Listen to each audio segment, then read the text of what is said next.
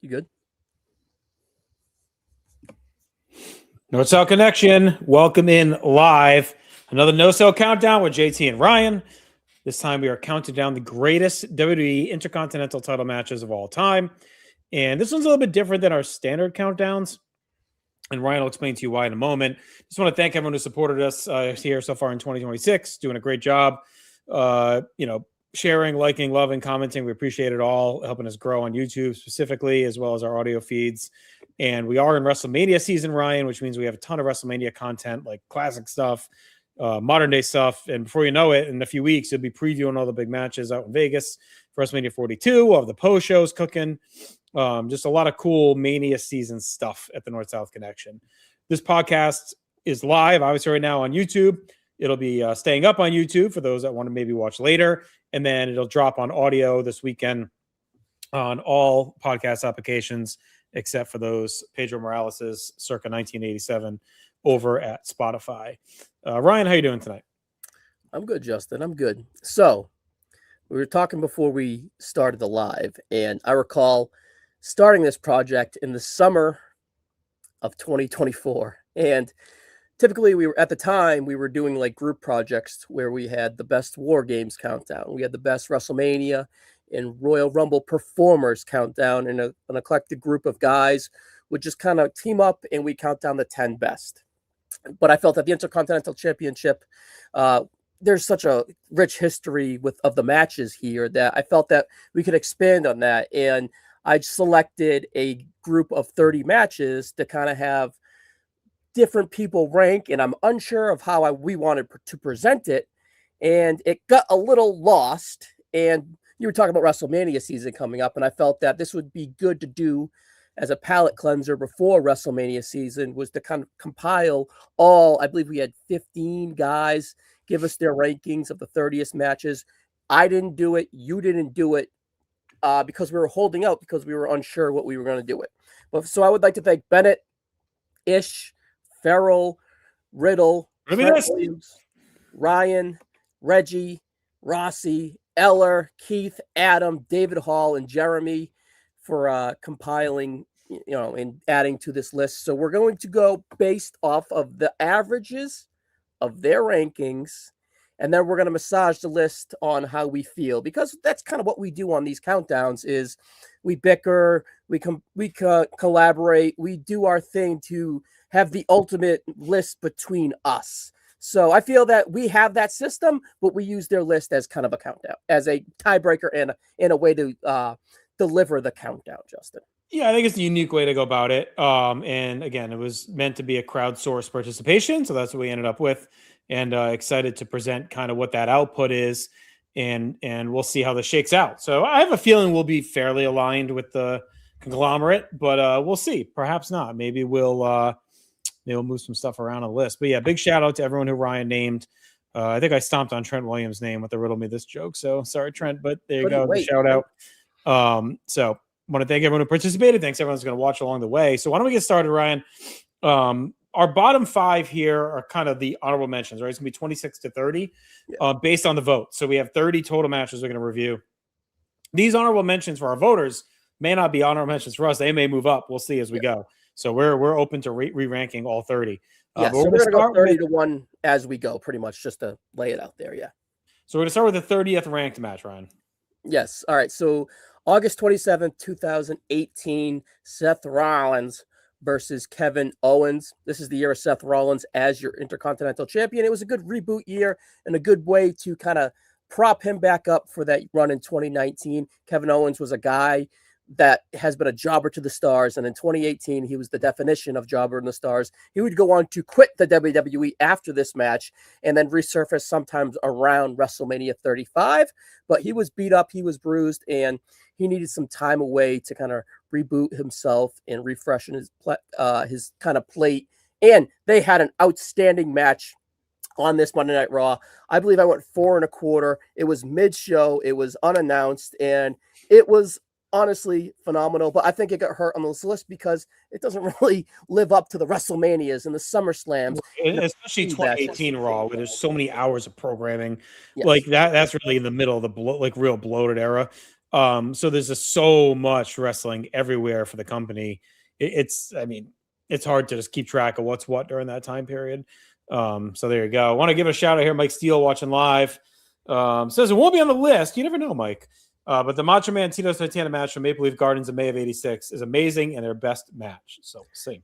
So funny you say that, because I'm currently watching 1986, Justin, and I think the match that was a prelude to the match that he mentioned in May was a match that kind of tickled me to kind of push this subject onto us, and perhaps that match from March is on the list sooner rather than later. But yeah, I understand why that KO match is last. I would be a proponent of it, but again, not a lot of people are going to remember it. All right, let's get to our next honorable mention. It's from SmackDown, September 4th, 2009. Rey Mysterio taking on John Morrison. Tell me about this one. Yes, so very, very similar to the presentation on why it's last here. Not a lot of people are going to remember it. By the way, Larry Zonka gave the Rollins and KO match. Rest in peace, Larry. If you guys know him, you know of him. But he gave it 4, and PDR Wrestling gave this Morrison and Ray match 4.5. Morrison and Ray went 25 minutes, and this is where Morrison won the Intercontinental Championship on September 09. Justin, you said a lot of people weren't watching in 2008. How many people were watching September 09 SmackDown? Yeah, I don't know. But PDR Wrestling, that's our buddy Matt Petticourt. I'll shout out to him. And shout out to Primetime Kevin E, who's in there. Just what's up to us in the chat. So welcome aboard. What's up? That's you're supposed to do the Kevin Primetime Kevin E. What's up? What's up, everybody? There you go. Was this the drug suspension loss for Ray?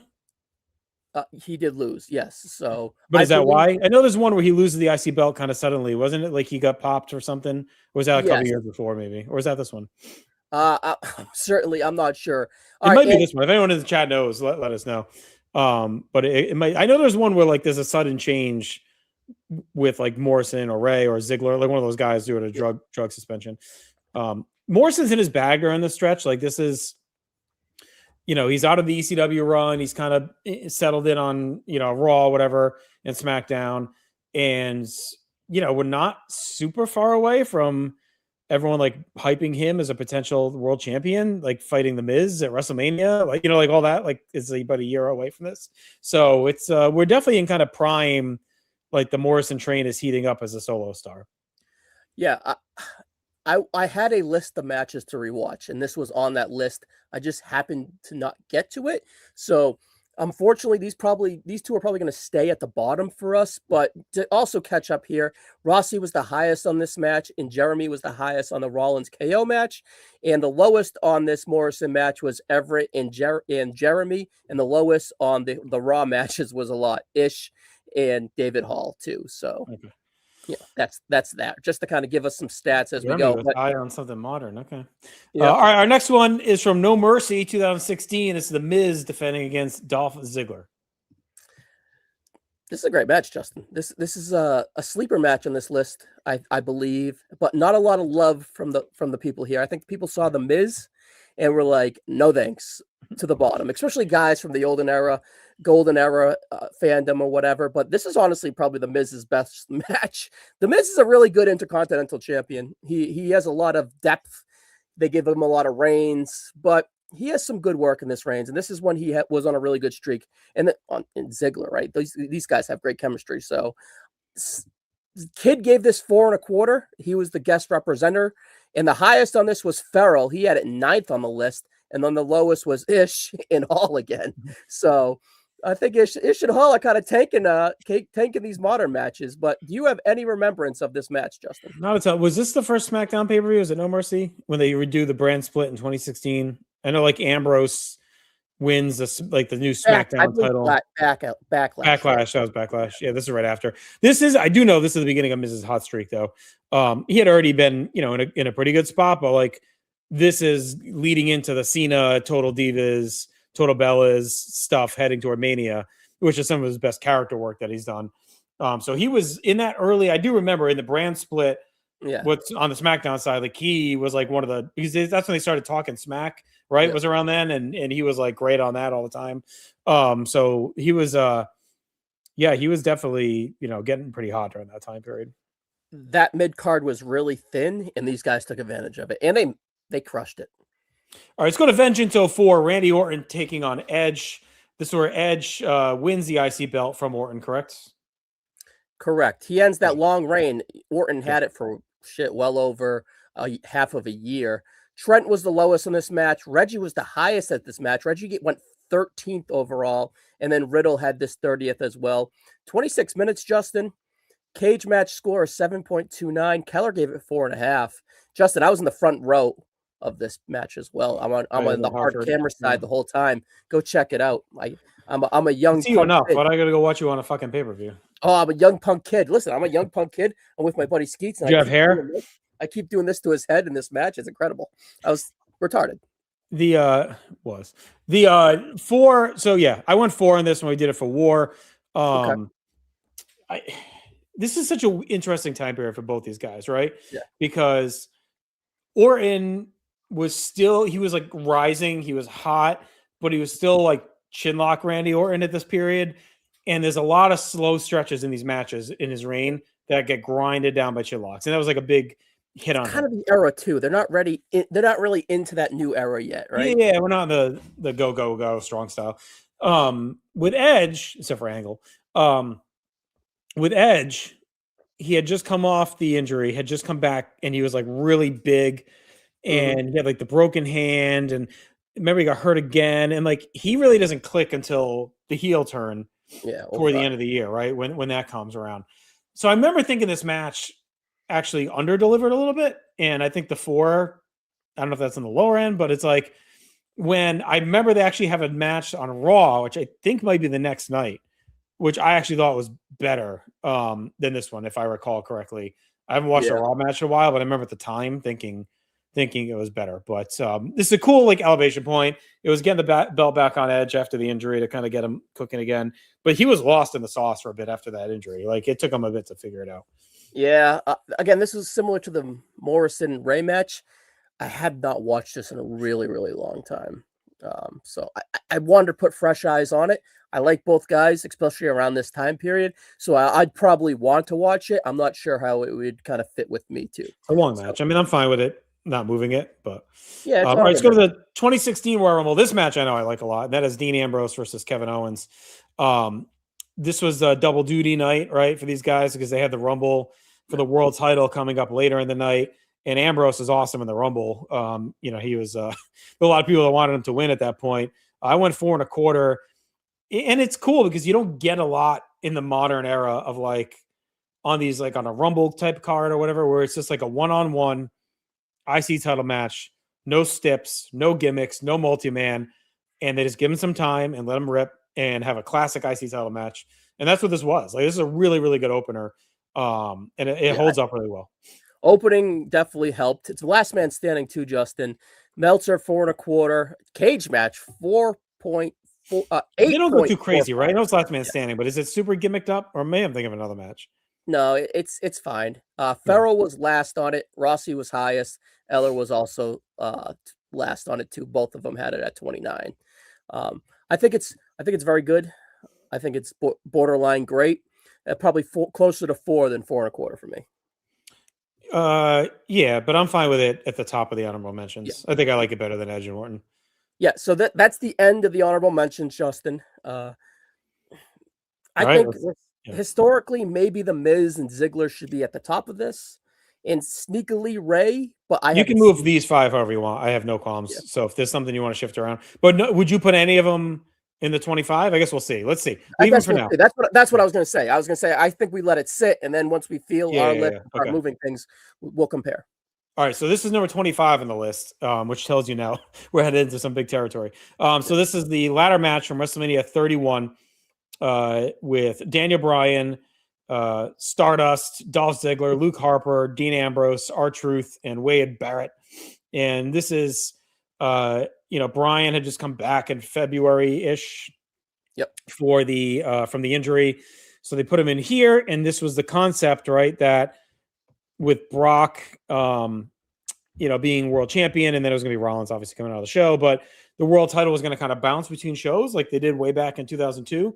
And they were going to have Raw and SmackDown each have one of the undercard belts, and those were going to be elevated up the card, right, to kind of be the workhorse belt of the show. So the IC belt was going to go to SmackDown, and the US title was going to go to Raw, and those were going to basically essentially be world title level belts. And John Cena, was your US champion. This is when he does the open challenge, so that got over big. And Daniel Bryan was supposed to be the workhorse bell cow on SmackDown, cranking out classics every week in the IC division. Bryan has this match, goes all out, his neck blows out right after pretty much, and then he retires. He's out for 3 years. So yeah. But the match itself is great. Like, again, it holds up. It's the opener. It's a cool visual seeing it. Like, it's outside out. It's light outside too. I love how that adds to it as well. Yeah, it looks really cool. It's a really, really great match. I know it finished pretty high spot when we ranked all the Mania matches. I think it's the best IC ladder match at WrestleMania. I think it's better than 32, and it's up there with like the high end Money in the Bank ones as well too, from those clusterfuck ladder matches. The hard part is it's a little tough to watch, like the Bryan stuff, knowing in retrospect, like a lot of he's up there whipping headbutts around and everything. Well, you never watched him in AEW then, because that's all he did. He was very. No, I know. Yeah, it's a me thing, right? I get the same way when we do ECW and three-way dance. Dominic Johnson's out there. I know he loves our lives. We love you too, buddy.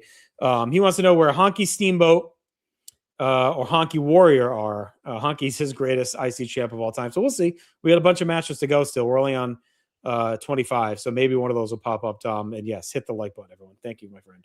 All right. So Ferrell was last on this match, and Jeremy had it last in the list. And the highest was Reggie, Everett, and Riddle had this at 15.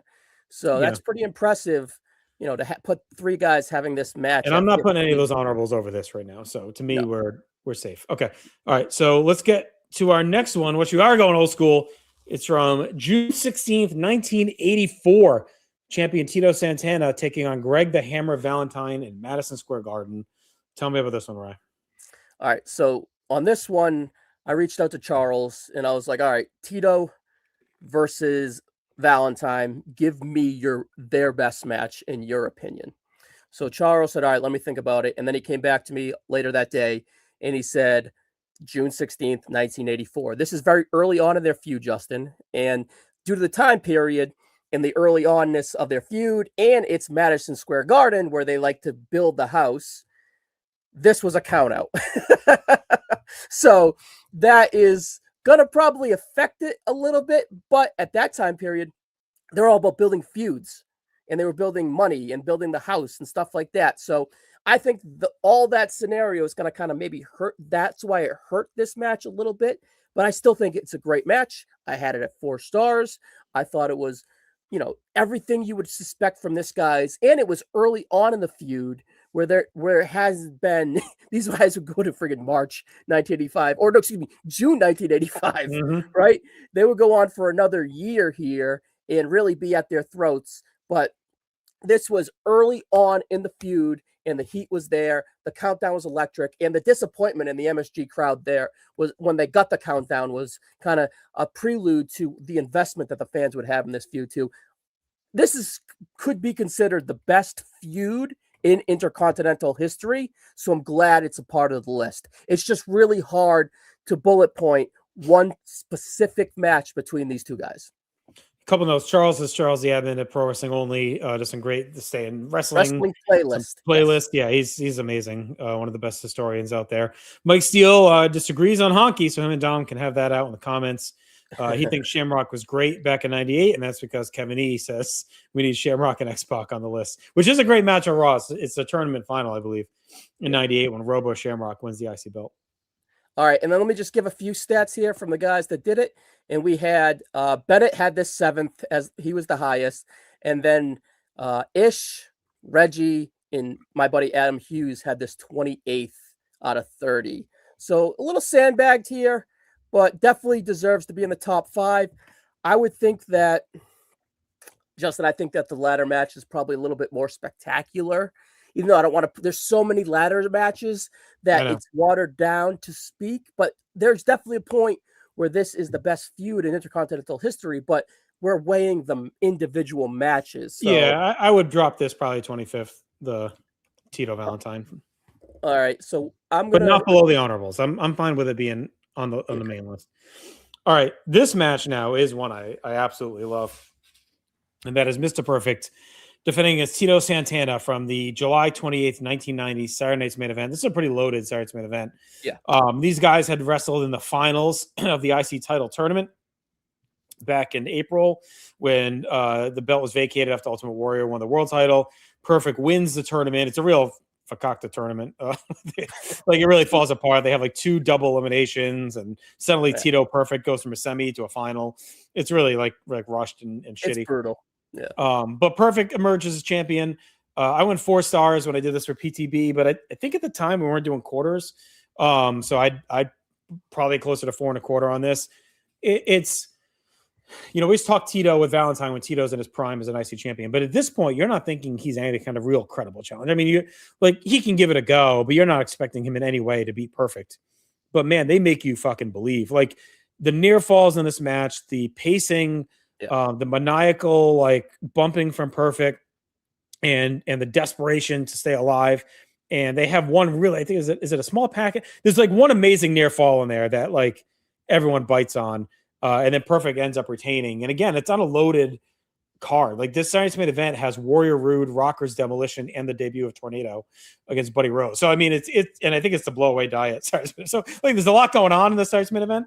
Yeah, it's really juiced up. It might even be the Safari one as well. I think it is when they do a lot Safari. of themes in 90. It's I think it's the Safari one. So this is like a really great Saturday Night's Main Event, and this is like the anchor match. Like it's it's amazing. Like I had it higher than Rockers Demolition easily. So this, if you have not seen it, and Seal agrees, tournament was a mess. The right guy won.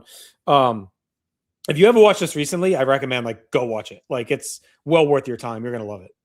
And maybe if you take away the Ultimate Challenge and like the Rumble match, it's gonna be a top 5 WWF match in 90. Right? Because 90 is like one of the not best in ring years. Like I guess Hart's Demolition at SummerSlam's up there, but this has to be. It has to be a top 5 to 7 match in the company that year. Yeah, it truly is. All right. So the guest star rater was Scott Keith. Shout out Keith. He was on Chronoso last week, so check that out if you guys are new here. 7.3 on Cage Match. Farrell had it highest at 8th. Trent had it lowest, and Eller had it lowest, and Hall had it lowest at 28. I'm a little surprised that Hall had it so low. This is his era. But I'd be okay if you want to move it below the ladder, only because the ladder is such a spectacular. But man, this is a hell of a match. I would leave it. I would leave it. Okay, we can always move it around later. But I'm good. No, you said it. We're leaving it. We're leaving it. Yeah. All right, it's got a Boston, February 8th, 1986. Tito Santana against the Macho Man Randy Savage. This is the title change where Savage wins the IC belt. We all know the finish, right? Tito goes to back suplex him into the ring. Savage bops him with the foreign object in his hand, and ends up winning the title, kicking off a fantastic reign as IC champion. One that makes him synonymous with the title, as mentioned earlier in the chat. So, I mean, again, probably a little bit more memorable of a moment and a finish than a match. And they also use this to retcon part of like the Danny Davis stuff well. Introduction. Yeah, they do that. So I watched this weekend because, like I said earlier, I'm watching 86 as we go. And honestly, from a match standpoint, I liked the January match better. Hold on. I liked the month before better. So, yeah, I like the January much better. 2 kind of disappointment things here. Like, so Savage was going for heat, right? So his pacing slowed down quite a bit. And there was a lot of, like, Savage is starting to, like, evolve from the stalling. Like, we were always down on Savage's stalling in 85. Now we're into 86. And then the stalling is starting to kind of creeped into this match, let's put it that way. And I think he wanted to garner the heat for the match, so it kind of tanked the match a little bit. And the finish was more of a story than and characteristics in Macho Man, and it hurt the match. I had it at a weak 3.5. You know what I mean? And that's, like historically, it has a big impact. It's only 11 minutes. Scott Keith gave it 4 as well. Cage match 7.3. Farrell had it at 8. Trent had it at 28. Eller had excuse me. Ish had it at 7, and Hughes had it at 29. It's kind of I think it's the worst match that we've talked about in the 25. Unfortunately, I love Tito. I love Savage. Did you have it above Savage with Tito Valentine just because of the moment and what it kicks off? I probably have it above that for the moment. Yeah, let's put it there. I'd have it above the moment, even though Tito and Valentine is a better feud, but we're talking about individual matches here. I'm trying to read all the comments too as we go, but I'm at least flashing them all, so like you'll see them on screen. But Collings here, Bobby, thanks for joining us. He likes drama over the Flash. I think that was probably in regards to my comment on the Tito perfect match. Dom's hyping Savage again, and Mike Steele talking about the heights of the IC belt at Mania 6. So let's talk about that now. We decided to leave it off because we think it's more of a world title match than IC. Yeah, the IC title is like an extra prize for the winner. Is how it's presented in a way. So yes, while it's technically an IC title match, it is. Yeah, we just happened to ignore that, unfortunately, for that match in this scenario. All right, let's go to 2005 Taboo Tuesday. Ric Flair defends against Triple H inside a steel cage. Ryan, when I did this for War, I went 4.25. I'm actually higher on the Survivor Series match at 4.5, which is like the really gory. Is that Last Man Standing or whatever the stip is on that one? It's Last Man Standing. That's a real gory one, right? So like, but these guys, I mean, they pull the shit out of nowhere. Like Triple H had been off TV for a bit after the Cell, comes back and beats the shit out of Flair on the anniversary, or is it not the anniversary, the first Raw on USA or whatever? Yeah, the first Raw on USA. Destroys him, drags him around bloodied, and kicks off this out of nowhere feud that has 2 classics. So this is the match that got chosen by the voters. That's fine. They're both great. I was just a 1/4 star higher on the Survivor Series match. Yep. You stole my thunder, but and I looked at this. I watched this in the summer of 24 when I started doing this because I wanted to be the rater for this, and I only went 4 on it. 24 minutes though, it's strong. Mm-hmm. Everett was the highest. He had it 11th, and then Reggie was the lowest. He had it 29th. So I thought it was very good.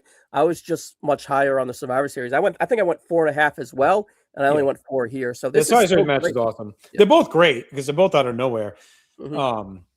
But yeah, the Survivor Series match to me is the one that really, really hits. And this is, just take this however you want, but this is the second highest cage match score out of any of the matches we've talked about in the top 25 so far. Leave that as it is, right? Yeah, I'm fine with it. Like me personally, I think I'd have perfect Tito higher, but I get it. Like I think it's fine to be over it, and I think where we're at's fine. Let me just say this. This is how I would put this. I think that the Flair in Triple H match is probably a better match. Tito in Perfect is a better IC match. Yeah.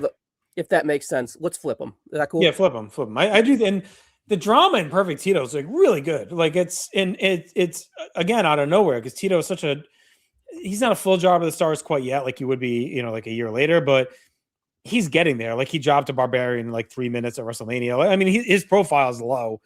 And this just feels like, we're gonna have a rematch, say it's main event from the tournament.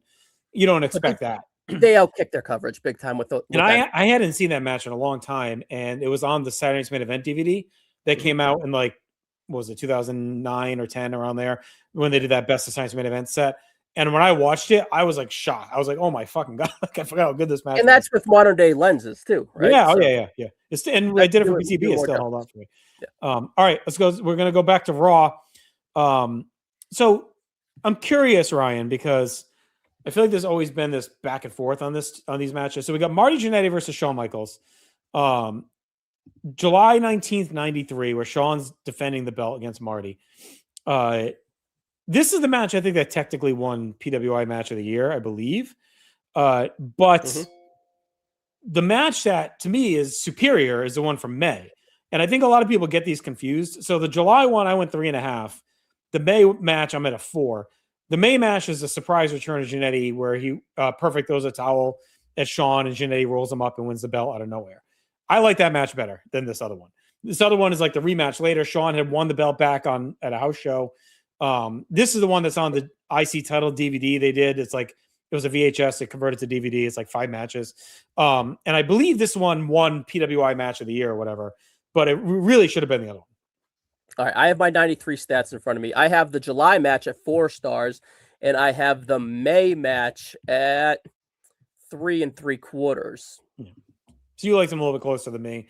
Yeah. They're both great. I mean, they're both great. I just like that Raw moment of Marty returning out of nowhere. And then Perfect's grabbing him, and then he's running off. Yeah. So, all right. So Meltzer went 4 3/4 on this match. Cage match went 7.88. This one's all over the place. Reggie had it 9th, and then Riddle had it 29th. So you can see why it's like just in the top 20 here. I would have this below Perfect Tito. To me, I think Perfect Tito's better. All right, I think this Shawn Marty's better than the Triple H match. I think I agree a little bit, but I would twist your arm. But again, I got to stop doing that. I feel that the Tito Perfect is more of an IC match. Again, to that point, they're both really good. They're both really good. I just like that other May moment, but I think here to put my cap on that. I was more impressed with the Tito Perfect match. I was more unimpressed with the Shawn Marty match second in July. So that's because there's so much hype around it, and but that stretch of Raw in '93 in the summer has some really good sneaky matches. Like Marty's in a lot of them. That little IC title reign he has is good too. He fights Bigelow. Like that's a really good match. Doink has some great ones. His match with Doink is really good. Perfect Doink is really good. Going to King of the Ring. Like there's some sneaky good stuff on TV in the summer of '93. Bret faces both heart shrinkers or heart shrinkers, head shrinkers, right? So yeah. Here you go. Mike likes the 93 Rumble match the most. I went 3.5 on that. I thought it was very good. I know people shit on it, but I thought it was solid. Yeah, it's a great first match. Kevin, I was supposed to be at the Raw. The Marty surprise, but the bus trip got canceled. Oh, Cody Boynes. That would have been awesome. And yes, Everett reminds us, same Raw as the 1, 2, 3 Kid one would just make it one of the most iconic Raws ever. So, all right. Let's go next. We're going to go to Extreme Rules 2016. Sami Zayn, The Miz, Cesaro, and Kevin Owens in just a classic 4-way battle here. Yeah, Justin, this match is phenomenal. It's like a work rate SummerSlam 2017. You know how that's like a bomb fest? This is a bomb fest from like a work rate acceleration. Come on, Cesaro, Kevin Owens, Sami Zayn. In this time frame, you know what I mean? This is in the midst of the KO and Sammy round 1 feud, too. Cesaro's on the resurgence. Cage match 9.01. This match is 18 minutes and 17 seconds. Tape Machine gave it 4.5. Steve Bennett, Mr. Hulk Hogan, was the highest on this. He went 9th. He likes Kevin Owens, doesn't he? I think he's an Owens guy. He had it at 9th, and then Keith was last at 25th. 9th. Steve Bennett, 9th. I think this is the highest we've talked about so far. I think this is the highest one so far. It's a great match. And you were hopeful, right, that when Zayn and Owens came up, they would have them interact with the main roster, right? Because they had fought on NXT, of course, the ROH and everywhere else. And suddenly they're going at it, right? They're in the ladder at Mania, and then they put them right into the IC title mix here, and they let it rip. This match is awesome. It's a nonstop pace. It's hectic. It's 4 of the best in ring at this time. Well, 3 and Miz is, like we said, 2016. Good year for Miz. Good Miz. 2016 is one of his best years. So, all right, I think it's easily our best so far. No doubt, no arguments there. However, we got some contender here. May 27, 2002, Raw, Rob Van Dam, Eddie Guerrero in a ladder match. RVD regains the Intercontinental title, and I am an unabashed lover of this feud. Eddie had come back from the drug suspension and all that when he got fired. He comes back, gets cleaned up, works on the indies, makes his return after WrestleMania. And I love the Backlash match where Eddie just like destroys him and beats him. it's like the weirdest like kind of squash for a smaller guy. Like that's like a match usually like where a big guy just crushes a smaller guy. but Eddie just like picks apart all of Van Dam's offense and then beats him with the frog splash clean. And it's like, oh shit. All right. Eddie's back. Then they have the rematch of Judgment Day, which is also very good. And then this ladder match is great as well. So the whole feud holds up really well to me. Yeah. It was smart too, because I think Eddie must have just watched WrestleMania 10 here, because they used a lot of the ladder as a weapon. I recall for sure. Here's some of the stats. Alberta, Canada, by the way. Edmonton, Alberta, Canada.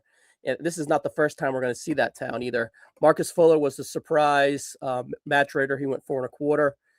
And then for the rankers, Reggie was the highest at 8th, and then Jeremy was the lowest at 27th. This is a sleeper. I just think that this one's going to get hurt a little bit because of there's so many ladders. The volume of ladders is going to kind of hurt this one because they all kind of twine together a little bit. Yeah, I agree. Is this the one where the fan comes in the ring too? Or is that? Yeah, I think so.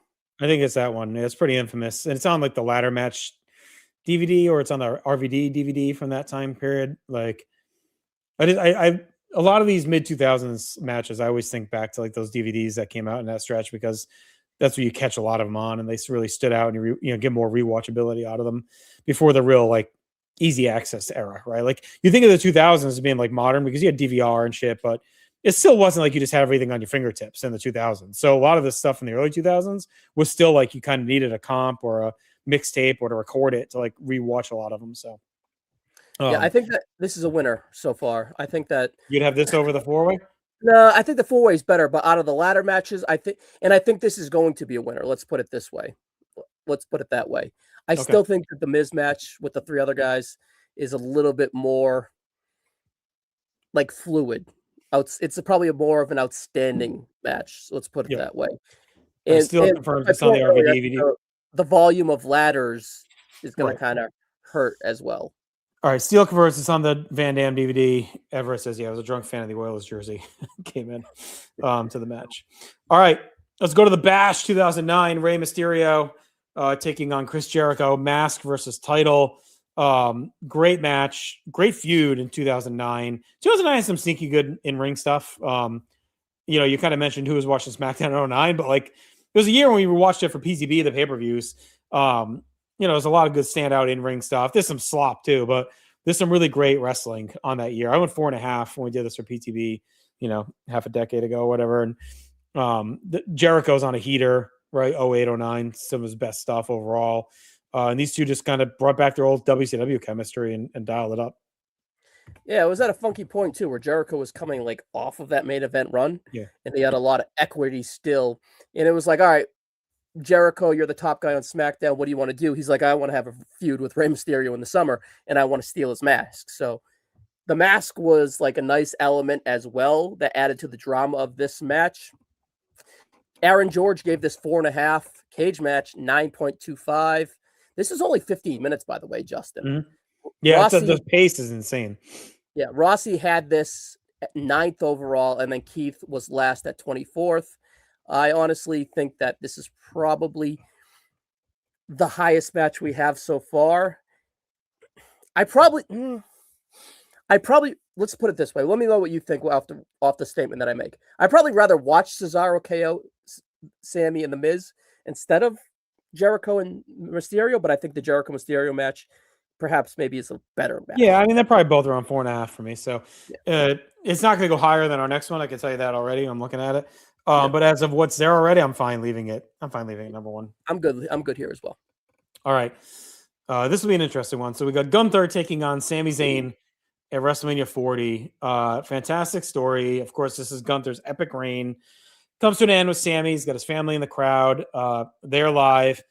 And watching this one live and play out and unfold like definitely adds for me a little bit. I think I was at like 5 coming out of the show because I was like buzzing like crazy off of it. I think when I rewatched it like a year later, I came down a little bit, but it's still awesome. The brainbuster on the buckle is like fantastic. Let me ask you this though: do you feel like this is?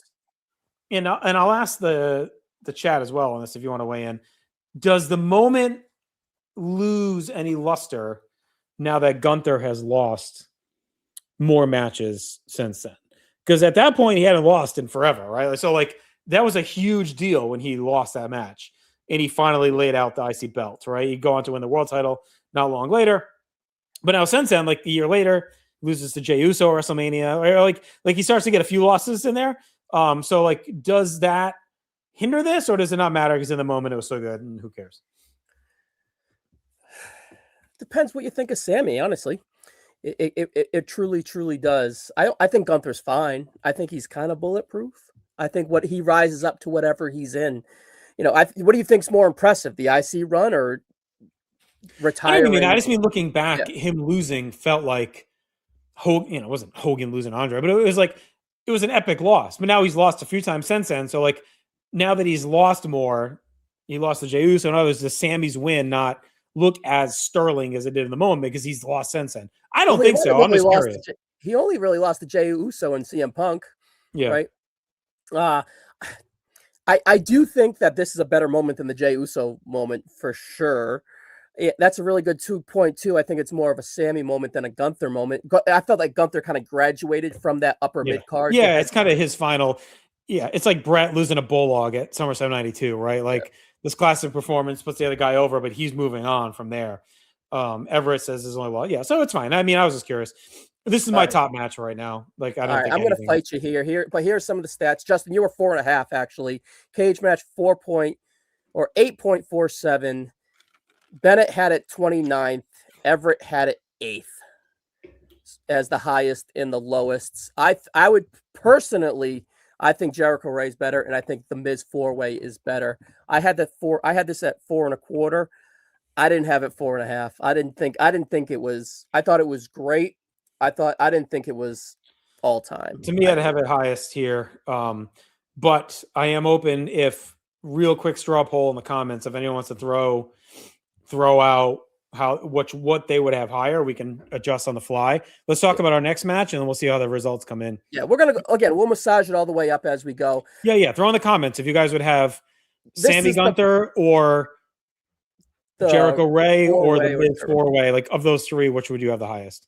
And mind you, this is the first of 4 Gunther matches too. So maybe that's why I'm not as high on it because I'm much higher on the other Gunther matches. All right, let's go to In Your House 2, July 1995. Shawn Michaels, Jeff Jarrett, the IC belts. Now this match definitely holds up. This is a lot of fun. It is unexpected, honestly. Yeah, out of nowhere because Jarrett had some good stuff in the WWF, but not to this level. And it's not just Shawn carrying him. Like Jarrett holds his weight. I went 4 and we did this for War recently. I just watched over the last 6 months for War, so it hasn't been that long ago. It's got a fun old school vibe, right? You get some comedy stuff from Shawn, some stooging. It's clean. There's no interference really. It's till the end with the trip. There's no garbage stuff. It is just a wrestling match at a hectic pace and in a cool location on a big night for Jarrett and a big storyline. Hey, at the concert, right? Yeah, it's a concert. Rhodey wins the opener. Like the whole show is built around Jarrett. Then they have the fight after, and then Jarrett doesn't he leave the company after this? Yeah, they both quit right after. But it's classic Jarrett, right? Because whenever Jarrett hits his peak, he seems to leave. Like it always happens. Like we're watching on Warzone for Nitro. He's really good right now in like September of '97. I know he's gone. Then he doesn't get good again in WWF until October '99. And then he leaves when he gets hot with the guitar stuff. It's like guy he takes him 2 years to get over, and then he fucking takes off. I think I'd actually have this though down below probably the 31 match. Really, that far? I watched it today. All right, so Chad was the guest rater, and he had it 4.5. Did he have it 4.5 on War too, or War? Or we didn't do this on Warzone. Oh, we started after this. Right. On War of Marcus, I had it at 4. What did Marcus have it at, like 3? Yeah, Shawn probably. No, actually, I think he liked this one quite a bit. All right, so Everett had it at 12, and Rossi had it at 29. Oh, and also Jeremy had it at 12 for the highest to go off of our list. Cage match had it at even 8. It's great. I mean, it's probably comparable to Perfect Tito. Like it's like a really good in-ring match. It's kind of old school. It's got a great pace. So if you want to put it above that, I don't think it's similar to Perfect Tito. And what about Marty versus Jarrett? They're both kind of surprise bangers, so to speak. I'd have it You above know? Marty Shawn because it's just like a bigger show. Like, I think it's better too than Marty Shawn. I had Marty Shawn at 3.5, so you can't go by me really on that one. I would probably go Shawn Jarrett, Shawn Marty. I mean, Shawn Jarrett, Perfect Tito, Shawn Marty. That's how I do those. Put it right under RVD Eddie. Okay, that's what my gut was telling me because I can't pass the sniff test of I think the ladder match from Raw with RVD is a little bit better, and I think it's better than Tito's. So yeah, that actually works out perfect for me. Janu reminds us there's supposed to be Gable's moment of Mania. Yes, that always kind of hangs on that for me too. Yeah, we'll get to that a little bit later. Steele's the only one so far that's weighed in. He's got Sammy Gunther number 1, but we'll see. We got time. Everett, that's my Jarrett, Mr. 2 3/4 star. Him and Ramon. Love those grades on those two when they fight. All right, let's go to our next one. We're going to SmackDown, June 12th, 2020. Daniel Bryan, AJ Styles in the Intercontinental title tournament. This is pandemic era wrestling, Ryan. That means the bad guy taps out, and you can tap in. I think it's number 1 on the list so far, and I think Justin, you haven't seen it. I want you to guess how long you think this match is. Probably 40 minutes, like everything else in the fucking pandemic. 37 minutes and 58 seconds. Yep, nailed it. Rossi had it highest at 8th, and then Riddle had it 23rd as the lowest. Canton, our buddy John Canton, 4 3/4 stars. Cage match, 9.07. Justin, I think this is great. I think it's number 1 on the list right here so far. And what did you got nothing on I it, can probably right? tell you I've never seen it, and if I did see it, it was in a COVID rage haze. But they had probably fans there. It was not like true dead COVID. There was some fans. Is it Thunderdome or no? Was it the fake fans? Fake fans. So we're not Thunderdome yet for that. Yeah. So I had it at 4 1/4 stars, but we're still in the 4 1/4 star. I think this is a better 4 1/4 star match than the WrestleMania 40 match. But I find that hard to believe, but I'm not going to argue. Brandon seems to think highly of it. Rossi's got it high. Yeah. Thank you, Kevin. Pandemic wrestling gives you anxiety. Well wrestled. It's so well wrestled. And these two guys, Brian and AJ, there's not a lot of stuff there. But there's no one there to see it. Did it really even happen? Yeah, when it's there, it's rolling. These guys, they don't have a lot of depth, but they have a lot of great quality. Gunther, Chad Gable, September 4th, 2023, Raw. So this was part of that feud that Brandon just referenced, where they were building Chad, kept getting the shots at Gunther, kept losing, but getting close. And then it did feel like they were building toward Mania with Chad finally winning. And then they pull him out. They put Sammy in to take the heat, scoop the heat. I do remember all these matches being great, though. This was incredible. Justin, mind you, this is the one where Gunther beat the Honky Tonk Man's record, and Chad Gable's daughter was at ringside. So there was like an extra layer of like drama. All right, 16 minutes and 3 seconds. I just looked 4.5 stars from your boy right here. I love this match. I think this is the height of Gunther's Intercontinental title run. He has a plethora of great matches. He could easily be the best Intercontinental champion there was. Steve Bennett gave this match am I right? Steve was 8th in this match. 7th. Keith was 7th, and then Ish was 27th. So we got 2 golden era guys right there that had this in their top 10. I think this is number 1 so far. Yeah, I'm fine with that. Anything but the pandemic. Everett's with me. Can begrudgingly watch the Thunderdome. The PC era is too eerie for me. I've been rewatching WrestleMania 37 because I really haven't seen it, I think, since I went. And seeing all of the highlight packages, like with the Thunderdome stuff, it's fucking rough, man. It's rough. Here's and Bennett. then He's 16 minutes is like a sweet spot. Oh, Steve from the heavens. Steve, we'll put you over as liking a modern day match. Steve, weigh in on the Miz, Cesaro, KO, and Sammy. You were the highest on that match. So kind of fresh our memory in the comments there too. Okay. Again, all Justin, we're going to massage all this as we go back too. So yeah. So going over stage. I'm okay. I'm not looking to tweak too much here. I personally again would have Gunther Sammy over the AJ, but I understand. I'm just an outlier. I'm actually not an outlier. I'm one of many, but I understand that I'm probably not properly rating that because it's in the performance center during COVID. So whatever. Here's the thing, like I would trust John Canton's judgment at 4 3/4. Like I'm at 4 1/4, and that's probably me. 4 1/4 is me kind of hurting it because it's in the pandemic with Yeah. like Chelsea Green and friggin' Joaquin Wild at ringside with COVID masks cheering it on. I Right. think it's fun. It's a phenomenally wrestled match. It's very similar to the Charlotte and Rhea, where they just kind of grab you with the in-ring story. Yeah. All right. I'm fine with it there. And I'm fine with Chad and Gunther being the highest because I just think that story is really great. And like you said, the one with him passing Honky, and that's like a big memorable moment. And it's a time where Raw was like reestablishing itself. Like Yes, Vince it was was kind of perfect finally time. gone. Triple H was heating up like with the booking. And we know 24 is one of their biggest years. So like these Raws leading up to the end of 23 into 24 were like kind of where Right. Yeah. things were getting heated back up. Like, oh shit, like Raw's kind of must see again Yeah. during that stretch. They eliminated a lot of irritants that Vince would do. Right. And then he just like threw in a bunch of really good matches, which would honestly, what 2026 Raw would benefit from, Yeah. right? Building up challengers to knock down champions. Yeah, Now they got really do that. they got really good at booking weeks ahead too. I remember in that era. They were like 3 weeks from tonight, we will have this. You know, like they were booking weeks out on these big matches. Too, Well, so. honestly, they had strong champions and they would build up challengers to make those strong champions be vulnerable. Now, Dominic Mysterio is not a good, strong intercontinental champion. He's Right. not.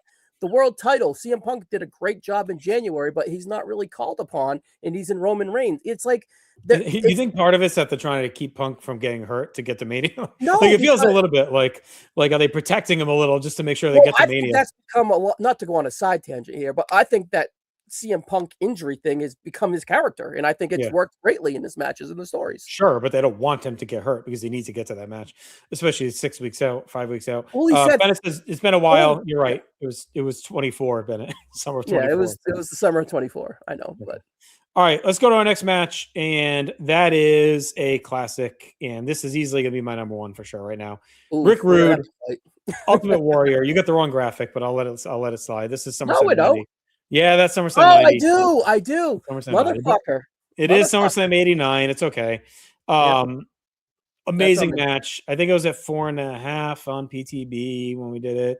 Yeah, you want the stat? Chad gave it 4.5. Cage match 7.03.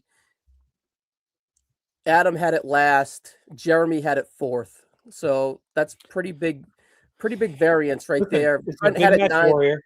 Big match warrior who always shows up. Had it eighth. Always shows up in the big matches. Yeah. Always shows up in the big matches.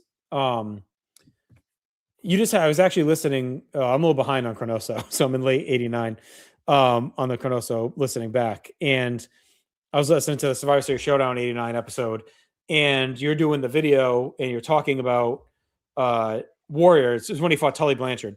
I think it's you and Keithy. And you talk a lot about how Warrior, him and Rude carried Rude into Rude's best man. I was just thinking about that match earlier today, so I'm glad we're talking about it. Because I do think this isn't just like a Rude carry. I think it's a Warrior carry job, if anything.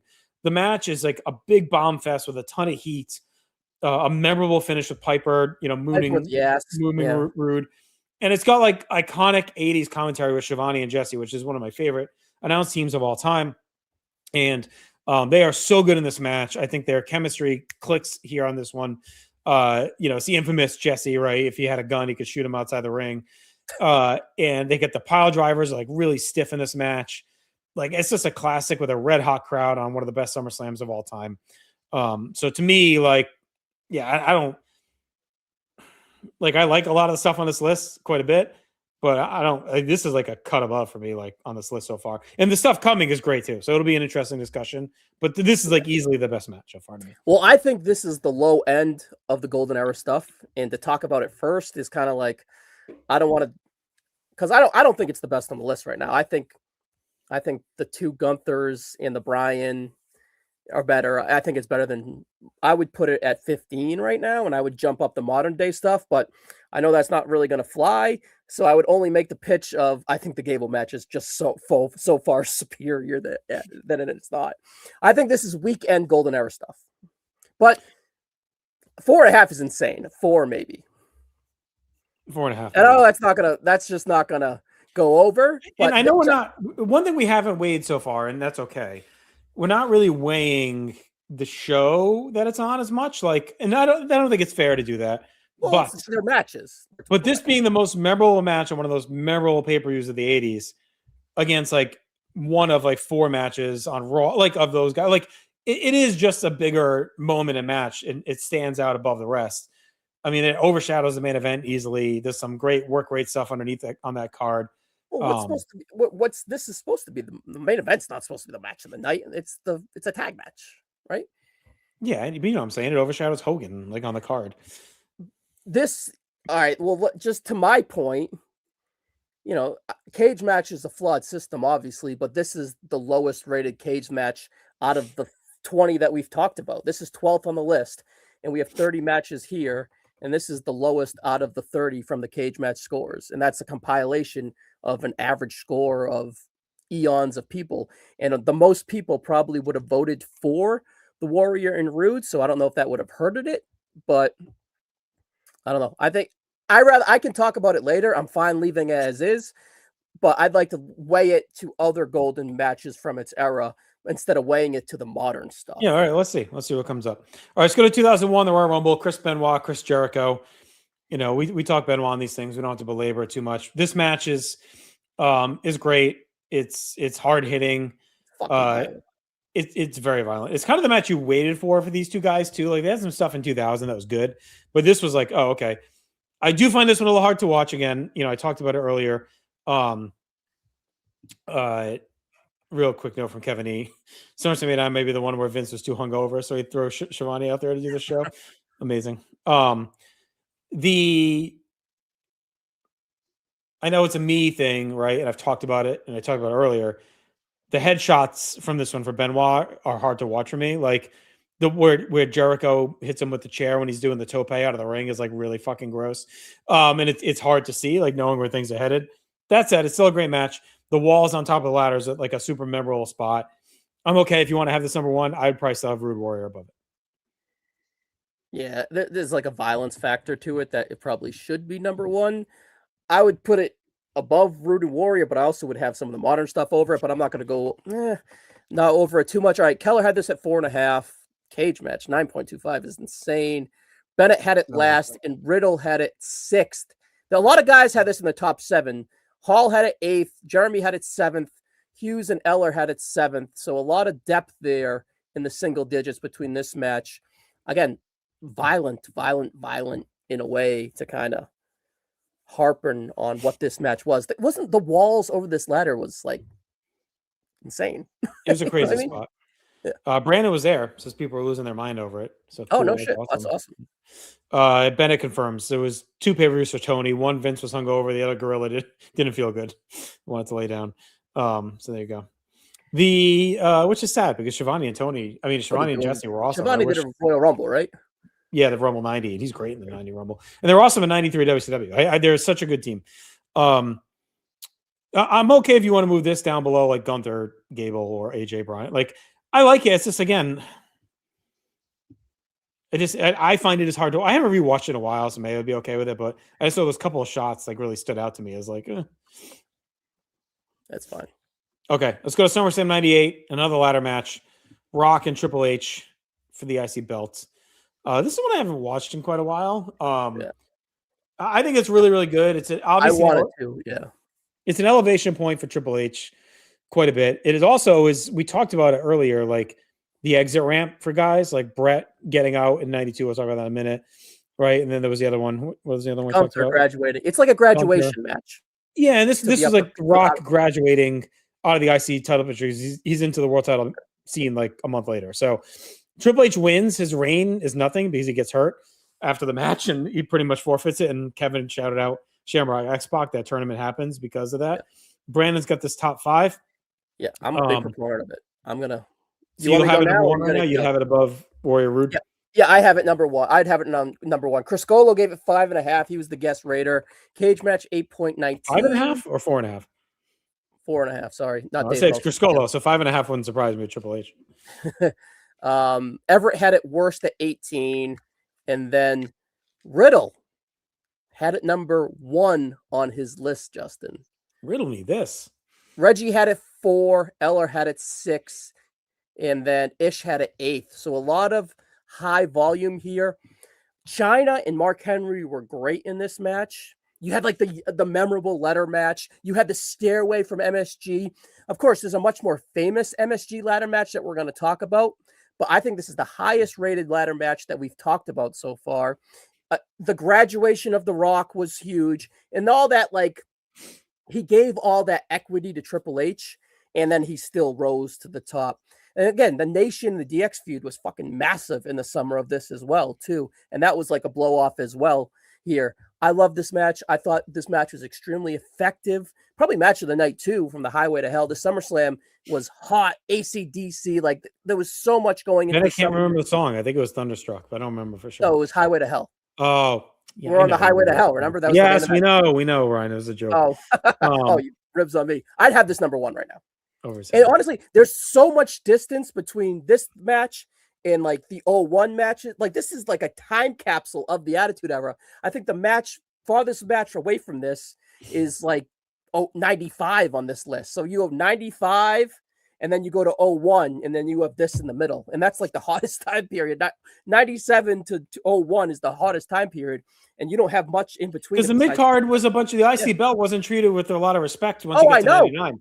Yeah, you spends a year just getting potatoed around. And it's a big match too, because like 98 is really carried by the main events, and there's not a lot of great undercard stuff. And so when this hits, it's like, it's the first great IC title match in how long? Probably Austin and Owen the year before. Like, I don't think there's anything after that. And that was still harping by the neck. You know what I mean? That was on the honorable mentions, but it wasn't good enough to put on the list. When we did it for Warzone, I still had it like 4.25. I had it pretty high still, even with the injury. But like, even if you want to take that out, like you said, SummerSlam 95, maybe the one, the last great IC title match before this one. So it was very dormant. It was a dormant title. Yeah. I'm fine with the number 1 for now.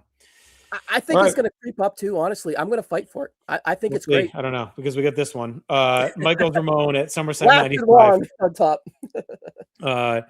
Great match. It's a rematch. They switch it for Sid. A different match too. It's a different match too. It is a different match. They don't use the ladder as much as a weapon as they did at WrestleMania.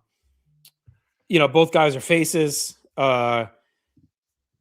It's just a great match, right? They had Sid versus Shawn set. They panicked. They realized that's going to suck. I will say, watch this recently again for War, and I went 5 stars. Really? Even with the finish. I think it's a neck and neck at 10. So for me, just based on grade, I'd have this number 1. Yeah, I'm good with that. Just based off the semantics of it so far, it is a better match than the Triple H and Rock ladder match. So it's kind of hard for me to be like, I had that number 1, and then this is right away. This is just a better match. Here are some of the stats. Scott Keith, 4.5. Cage match, 8.8. This one was 10 minutes longer than the other ladder match they had. We'll talk about much later. Bennett was the lowest at 19. And then Eller was the Eller was the highest at 3. But you have Farrell, 6. Trent, 4. Ish, 5. Everett, 5. You have Reggie, 7. So you have a bunch of guys in their top 5, 6, 7, right? So this is going to be weighed pretty heavily here, I think. It truly is a great match. It's a little bit forgotten about because of the historical first ever ladder match, right? But here we are 13, 14, 15 months later. And it, in some ways, it's a little bit better, like structure-wise, than the other one. You could say it's better record than 10, because 10 is a little clunky in spots, right? Because it's the first, and that's the charm of it, right? Is that it's kind of clunky and all of, like, that adds to the drama of that match, right? Is that we'll talk about it later, but you have them both at 5, so that means you think they're both phenomenal, right? Yeah. If I was doing the Chad Campbell 10 scale, though, I have WrestleMania 10 higher. All right. Next up, very recent, Clash of the Castle. What's this, 23? 22.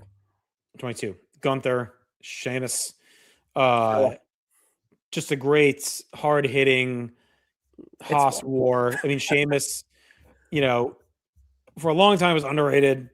we talked about rebooting up GWE next year, right? And we're kind of working toward that. I think he's a guy that's going to go way up because his last 5 years have been loaded with some bangers. I went 4 3/4 when I watched this recently, Ryan. Me too. It is like, if you're into just real violence, not ladders and chairs and like just fucking violent wrestling and like two guys just kicking the piss out of each other with drama and strikes in a hot crowd, like this is your fucking jam right here. This is top. This is top for me so far. The ladders are become so numb on this list. I think we're 2, 3, 4, 5 ladders we're we talking about so far, and that's yet to come. But here are some of the grades. Willie Kelly, my buddy, gave it 5. Cage match 9.21.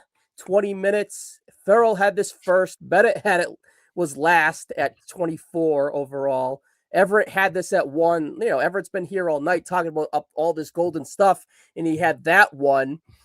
Riddle had it 3, and then Eller had it 2. Rossi had it 4, and then Trent had it 2. So a lot of volume. We're getting big numbers. 1, 2, 3 up there. Justin, I had it. I didn't go 5 on it. I don't know why, because why the rule is instant 5. I had it very high scale, 4 3/4. I fucking love it. It's great. It's like my match, the style I like most too. It's a lot of beaten meat. That's why Trent likes it. Bennett says, he's only low because he likes the other one better. We'll get to the other one. One of those ones where they try and be cute and say it's bigger than the historic one. We'll talk about the other one he referenced. To be fair, I had to watch 5 Gunther matches in an hour. Gable stood out the most. I'm going to fight for it later, Steve. Don't worry. Brandon has it as the best Gunther IC match. I would still have Razor Shawn higher, but I'm not going to get into it right now over it. So, all right. I'm looking at what's left. This is going to get tricky at the top for sure. But this one is going to be an interesting. Audio listeners, by the way. Sorry, Justin. Go ahead. This one's going to be an interesting battle. So this is Bret Hart and Roddy Piper from WrestleMania 8. And I am a proponent of this show. I love the show. First WrestleMania I saw live. Love the match. Love the story. Love the moment. I'm only at 4 stars on it, Ryan. Like it's, which to me is like real high for Roddy Piper in 1992 out of nowhere and an IC. Like it's probably Piper's best match. Like in ring, take up the Gaga, memorable. Right? Like his best actual wrestling match. Yeah. To me, this would be like down the list. So like I love it, but I would have this in like the Tito perfect zone. Like that's where I'm at on it. Like I love it. It's a great match. But I just think it's like a little cut below. Bobby adds a lot, obviously, the blood. I think it's one of the top 20 of all time for sure. But like, I don't think I'd have it. When you look at what's left and what we've just talked about, like I just don't see it being the low. I could go like in the Gunther Gable range if you want to not go too low. But I think from Rude Warrior on, like I'd have it below all those. Yeah, I don't think we should go as low as Tito. I do think it's a little overvalued, but I love it. It's like this is like the definition of nostalgia carrying it. Here's some of the grades. Marcus went 5, which is low-key crazy. Cage match with a very respectable 8.4. But Justin, this match is only 13 minutes. Yeah. Right? So Bennett-ish was the highest at 3, and then Reggie had it at 26. Like, that's interesting. I definitely think that's interesting. Eller had it at 18, but everyone else had it in the top 10. And we had a bunch of guys had it at 4. Like Farrell had it at 4. Bennett had it at 4. Rossi had it at 6. Everett had it at 9. So it was very greased on why it's so high. Where did you say? I would have it like me personally. I'd have it down in that Tito, like Jarrett, Shawn, Tito, whatever area. Because we're talking matches here. And when I stared at the Miz versus Cesaro versus Owens versus Zayn, that's an extremely better match than this match. Like, so it's like. Yeah, that's what I mean. So, like, I would have it down there, but I'm okay if you want to put it in here's my thing. Jericho Ray bucket in there somewhere. Personally, I think that this match is better than Warrior Rude, which might be crazy to you. No. Well, I mean, yeah, I shouldn't say no. They're not far off. I mean, they both have a memorable ending. That's the tier that I'm like. I think. Yeah, they're about the same for me. Like, if you want to put it above because it's like a bigger show, I'm fine with it. I'd put them. I'm okay. I just have Warrior Rude significantly higher by grade. But I think Gunther Gable's way better. I think the 4-way's way better. It's like a hard thing to place. How about this? I'll put it the next WrestleMania match here is WrestleMania 40. How about we put it above WrestleMania 40 and we revisit it? You put it above Rude Warrior. I think that's fine. Put it after Rock Triple H. All right. We got another match that's 5 stars for me, I believe. I'm going to double check. Okay. All right. We're hitting some heavy hitters now, like at the top. Yeah, here. this is going to be like an elite run. Yeah, this is this is Mick Foley versus Randy Orton from Backlash 04. I'm at 4 3/4 on this, so just under 5. This is Foley's like, hey, remember, I'm still great, and I'm going to end my career in a good spot run. After he kind of finished a little soft, comes back, has a really fun match at Mania, and then this is his magnum opus. Like he's like, I'm just going to go out, I'm going to do what I do best, make a guy a star, and I'm going to do it in a violent way. I love the callbacks with the barbed wire and it wrapped under the fucking jacket and like, where actually that's later with Edge, right? What's he do with this one? It's the barbed wire and the bat. Is that this one? You get the thumbtacks. Orton takes the thumbtacks on his, bare skin, which is like nasty. Like, and he's like a pretty boy at the time too, right? This is the big elevation for him. We talked about him versus Edge later, where he had gotten like without this, there's no that. Like this is like, okay, Orton's like fucking real. Like he's a legit motherfucker. Like he's not just out there, working safe and doing chin locks. Like this guy can friggin' go. And I think it was his way of trying to show that he could go and not hold back and bleed and fight. Now, I'm not trying to make this a negative whatsoever, but is this more of a feud in a hardcore match than an intercontinental title match? That shouldn't matter on this list because it was for the title, is what I'm saying. But when you think of intercontinental title matches, classics, you don't necessarily think of this. When you think hardcore classics, when you think of great feud blow-offs, you think of this. When you think IC, you don't think of this. Like, you get what I'm saying? I'm not trying to diminish it or take away from it or whatever. Right. Yeah, I don't think you're wrong, right? I think the IC belt is I think it's a sidecar in this feud. Because Foley's not looking to win the belt. No, he's looking to end Orton or yeah. So I mean, yes, if you want to go by the spirit of it, the IC belt's like, it's not an elevation point in this match. It's not the focal point of the match. It's a blood feud. But that's so like that. I don't know if that fucks with me a little bit, but ultimately, to Brandon's point, the IC title was a vehicle to make Randy Orton, right? So Randy Orton, Mick Foley was a vehicle to make Randy Orton. So they kind of meld together over here. Here's some of the stats. Again, Edmonton, Alberta, Canada, the second Alberta, Canada, Edmonton, like insane. Sean Kidd, 4.5. Cage match, 9.39. This is a street fight. Farrell was the lowest at 14, and Everett was the highest with 3. And then we had a bunch of people, Hall, Hughes, Eller, Reggie gave it 5, 4, 5, 6, 7 from Rossi. So very, very fondly thought of. Outstanding, Justin. It's hard to weigh, though. It's kind of hard to weigh. What did you have it at? I don't have 4 3/4. 4 3/4. All right, so it's in. But I'm okay with your argument that like if we're vibing, like we get a nitpick on some of these, right? So if our vibe is that it's not really an IC title match, it's not really an IC title feud. Nitpick is the best place for my sentiment earlier. Go ahead. Yeah, like if you want to really compare it to something on the list, it's an elite version of Flair and Triple H, right? Where the IC belt, a great call, doesn't matter. It's a blood feud. I'm not going that low.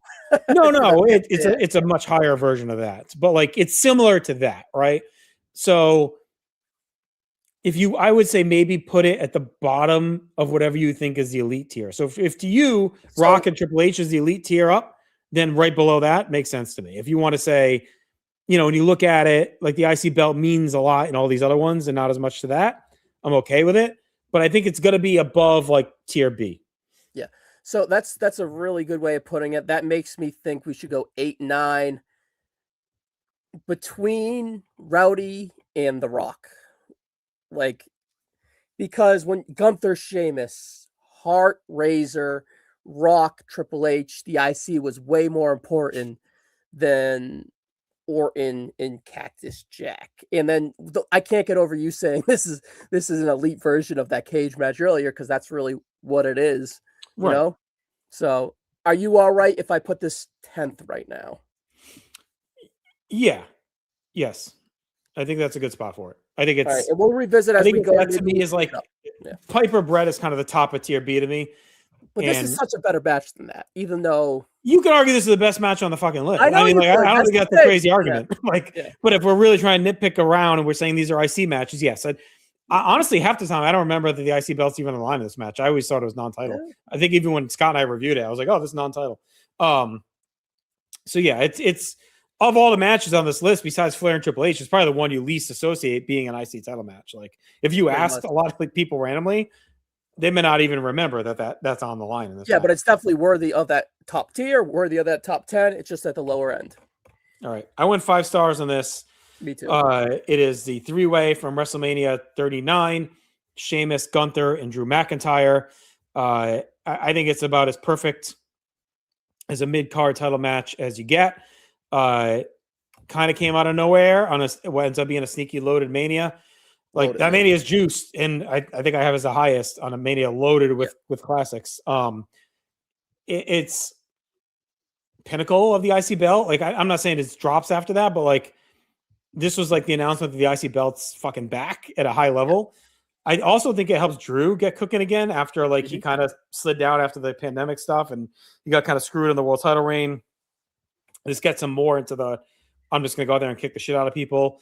It was kind of the reintroduction to Sheamus, right? Because this is, what's after the Clash, but keeps him in the mix anyway. And his Gunther's first big stage match, right? He had the Clash match. He had come up on Raw, but this is his first Mania match, first major pay-per-view match. So this is a really big arrival moment for him. It was great in the Rumble. Right? That's when he went bell to bell with Cody. Yep. But this was his first marquee matchup.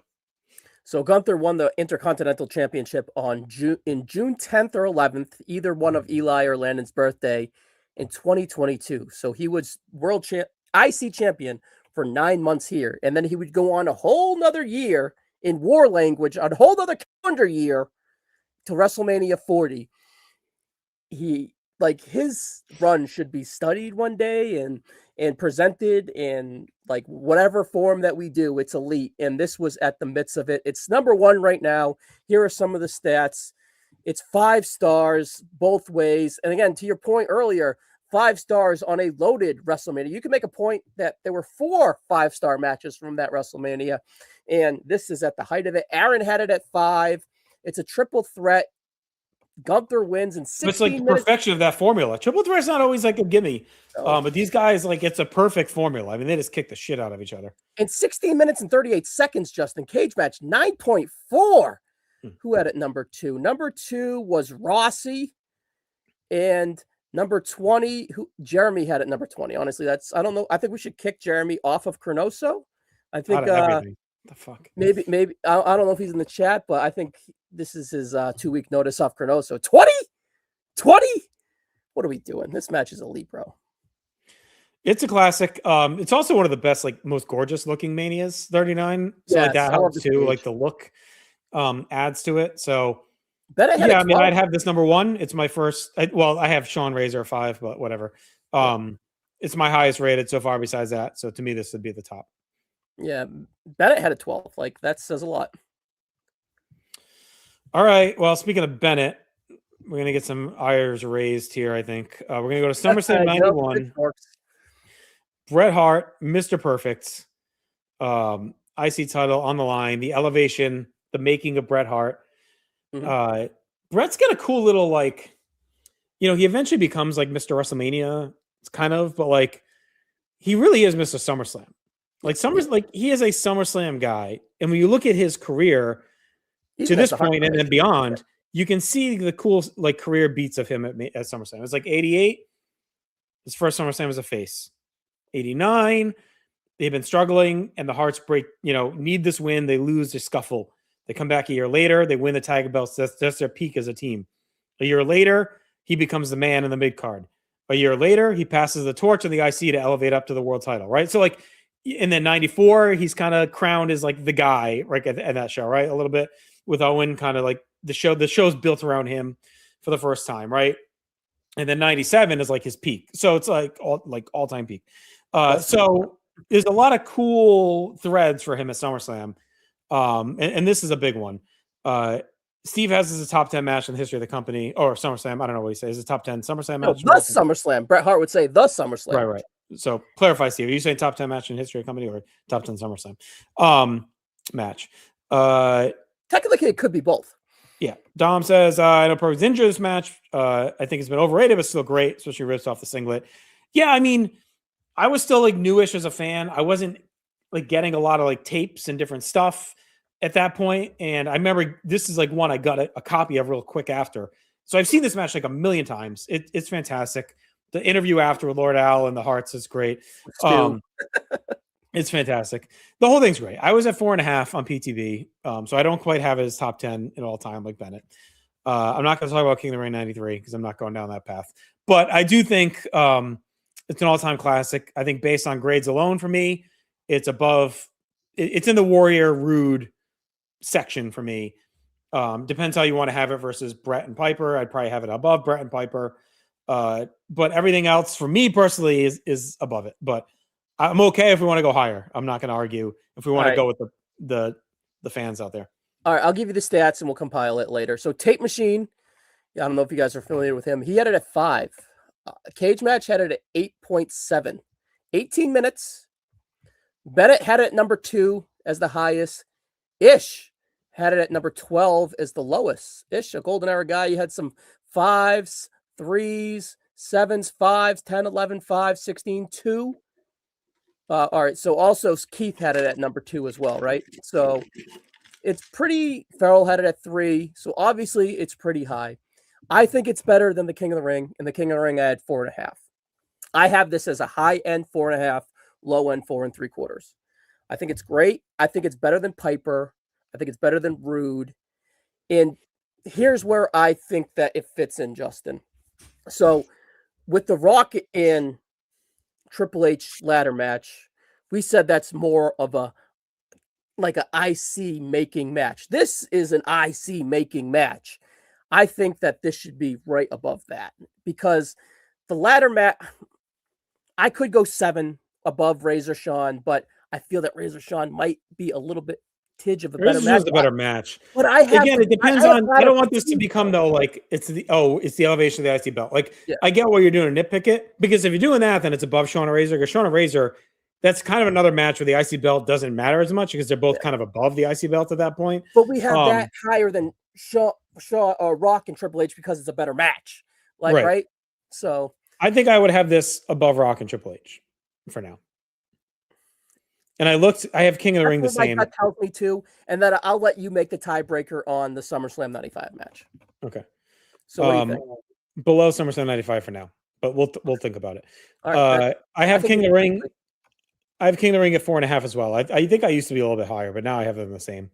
Yeah. So on the Campbell 10-point scale, I think SummerSlam is a little better though. I do. Yeah, to make Bennett happy, I will say on the Campbell scale, if I'm breaking it, nitpicking, I'm having SummerSlam 91 higher than that King of the Ring 93. So there you go. I've capitulated. All right, let's go a year later. SummerSlam 92, Bret Hart and the British Bulldog at Wembley. This is going to be another controversial one, Ryan. So it is. I think, yeah. I have this at 4.5, so still high.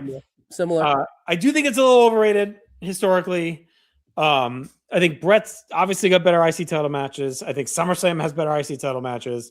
Bulldog was a little sluggish this night, honestly. Bulldog's a little bit tough. This is a great Bret performance, though. Great Bret performance. All-time Bret performance. He carries the load. The crowd is fantastic. The horns, Lennox Lewis and Diana, and like everything around it is cool. Is amazing, right?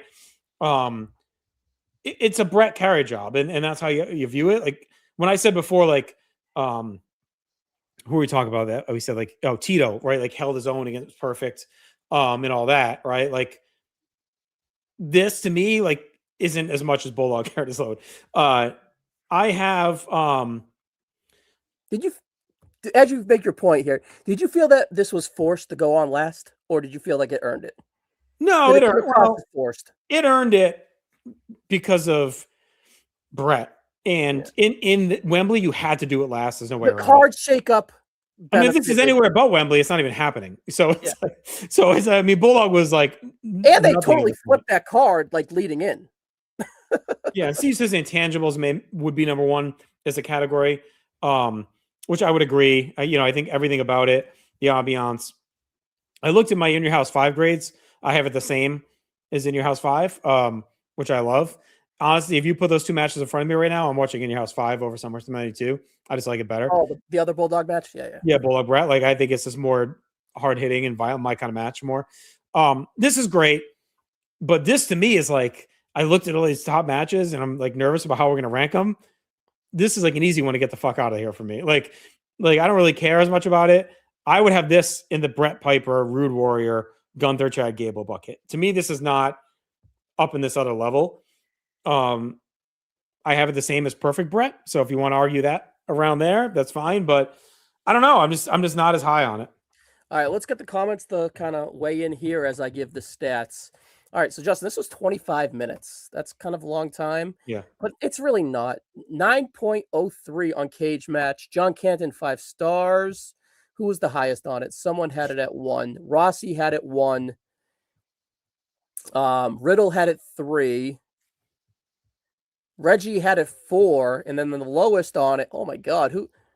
Bennett. No, sorry. I was going to say. It gets a little low there. Eller was last with 11. I think I'm similar to Eller here. I would probably it's the back of the top 10 to me. Yeah, honestly, here's my thing. I rather watch. Well, it's so synonymous with the IC title, right? It's like, do you put it over that street? But is it like it is? But like Bulldog, like his reign sucks. Like he's only champion for like a month and a half. Bret's out of the IC belt. He was already too high at this point to even be in the IC picture. Yeah, but if you're going to name IC matches, this comes to mind. Yeah, you know what I mean? That's why I think if you want to put in there Perfect Bret, it probably makes sense. Like if you want to have it above Orton Cactus because of that, I'm okay with it. All right, if I presented you 2 DVDs and you had a DVD player, one was the ladder match from SummerSlam 98 and one was the main event from 92, which one you putting in? I'm probably the same on them, honestly. Like I'm not as like I didn't really get into it, but I'm not as high on that SummerSlam 98. I'll put it underneath Perfect. We'll put it underneath Perfect for now. All right. I think the Perfect match is better. Perfect Bret. I think that's better. I think it's better. Okay. All right. Oh boy. All right. I gotta fight for this one. Randy Savage, Ricky Steamboat, WrestleMania 3 was not number 1 on the list. Should we just reveal number 1 so we just talk about them all at once? Like I think that's fine. Go for it. Okay. Show the pitch. All right. So the voters had Razor Shawn at WrestleMania 10, number 1, right? So this is our 1-2 to discuss here. It's funny how do you see Chad's comment? Chad must have missed the discussion. We'll go over that after. What do you say here? Orton Cactus Blow is a travesty. Well, I think that's good when we go over the top 10 because we already had that discussion, Chad. We'll go over it again though. All right, go make your case. Bennett just assumes I'm like I hate WrestleMania 3. I drafted it in the fucking pay-per-view drafts, if you recall. I gave it a very high score on Place to Be podcast when we did it. I think Steamboat Savage is a great 4.5 star match. It is not the greatest Intercontinental title match of all time. I'm sorry, it just isn't. It's a wonderful match. It's a great story.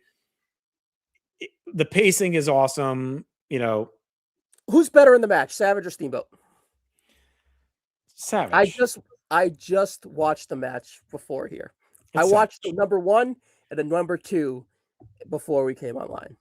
I don't know why Bennett hates me so much. I mean, what do you want? I'm saying it's up here. It's just not one of the best. The ending bothers me. I won't get into it. It bothers me.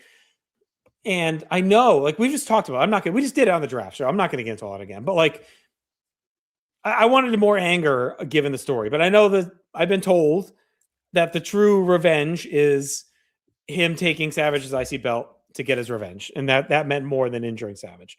I just think when you almost murder a guy, the guy coming out shouldn't be standing in the corner trying to work arm bars. That's just my take on it.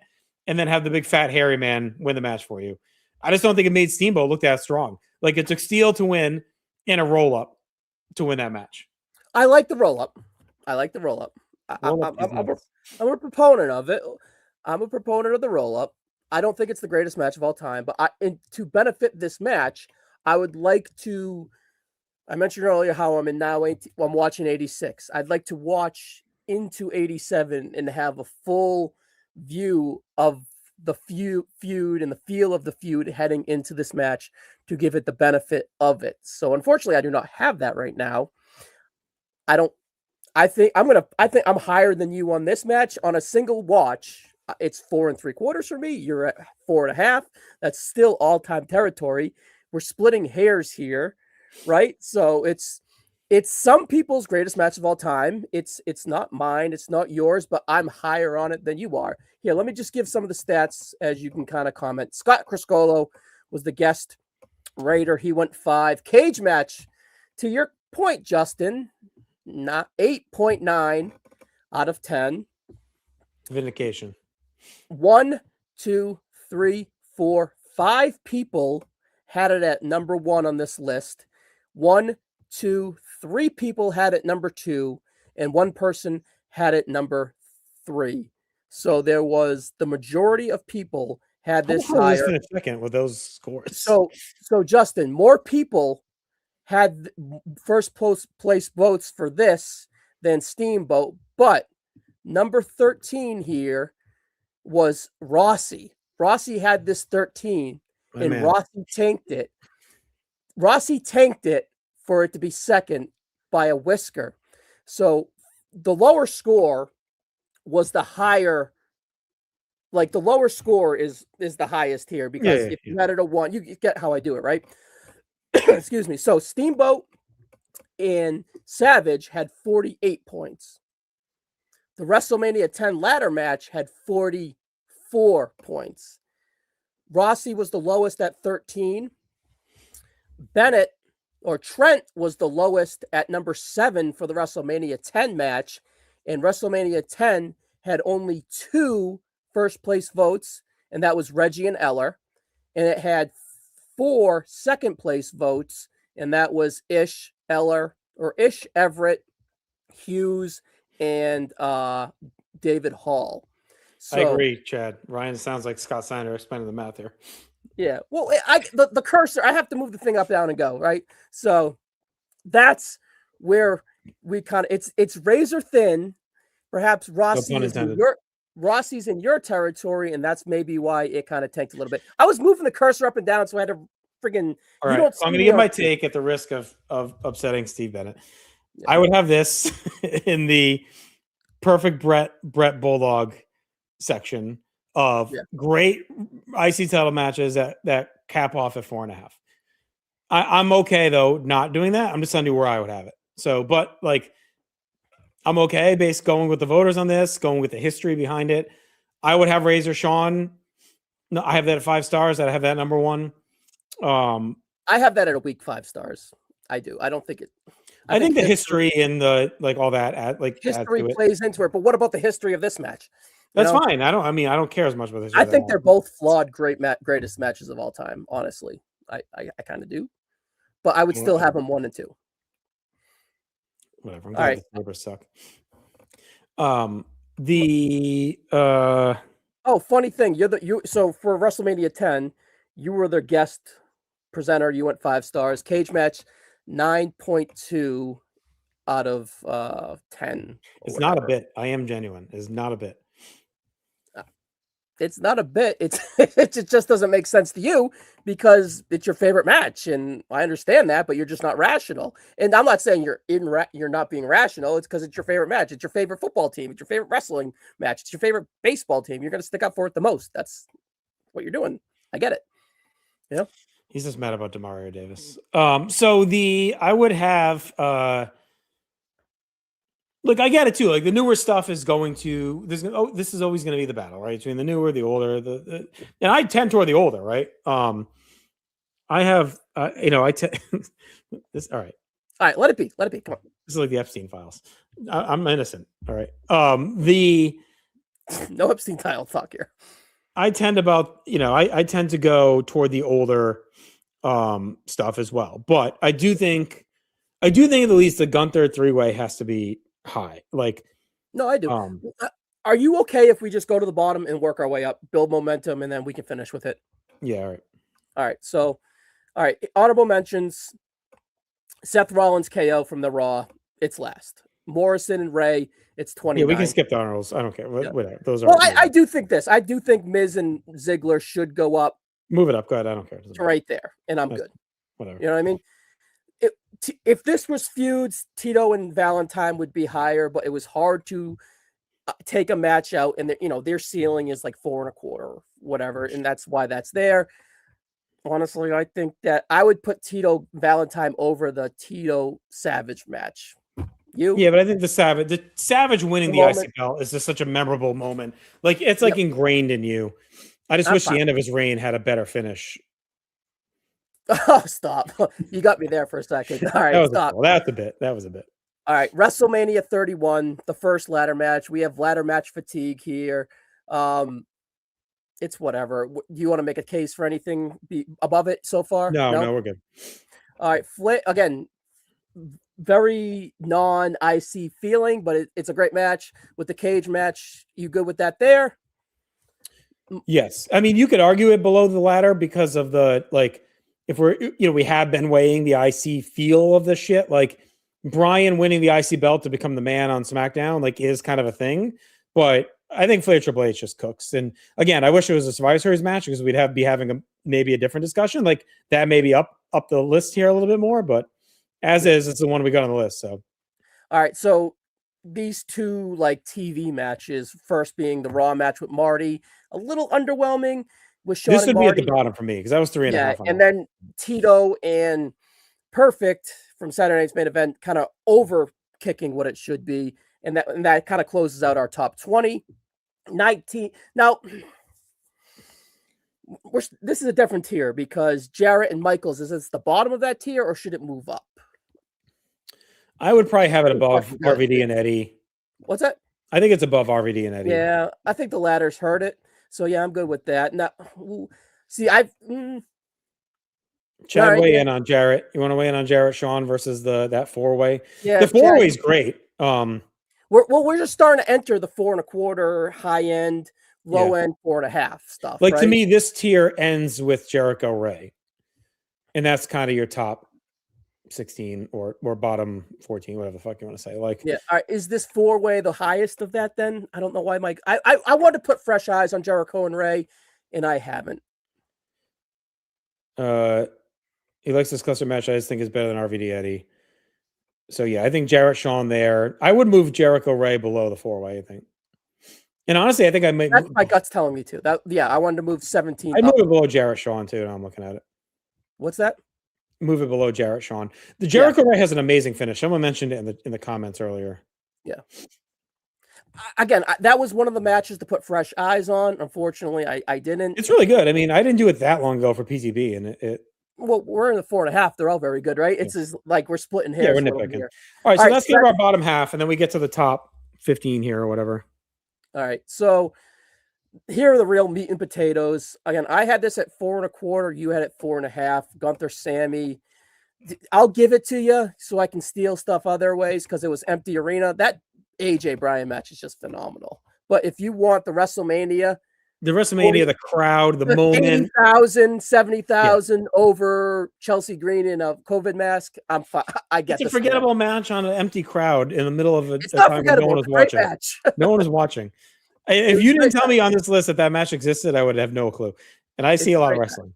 It's a great match. Gunther Sammy's above it. Yeah, I would put Gunther Sammy above Jericho Benoit, and I understand we're not always fair to Benoit on these lists, but I don't think he deserves a fairness. So, like, I'm okay. Like, when you got to look for things to give, I usually dock him just for not wanting to watch the shit again. So, like, I'm okay with moving it above because I just think it's a cool moment. And I like having the two Gunther matches back to back because I think they tell a similar, it's like the evolution of that story in that little section. Yeah, it's the meat and the potatoes to the climax. You know, it's the apex in my, like, I think the Gable is the apex of the Gunther run. And it's the historical one. That's the night he beats Honky or ties Honky or whatever. And then it's really just kind of him realizing who he is and evolving past it. And then it just climaxes at WrestleMania. I personally think the Raw Gable match is better. It's just where I'm at. I'm okay with it. I'm not going to argue it. I'm all right with it. All right. So then I think that's kind of...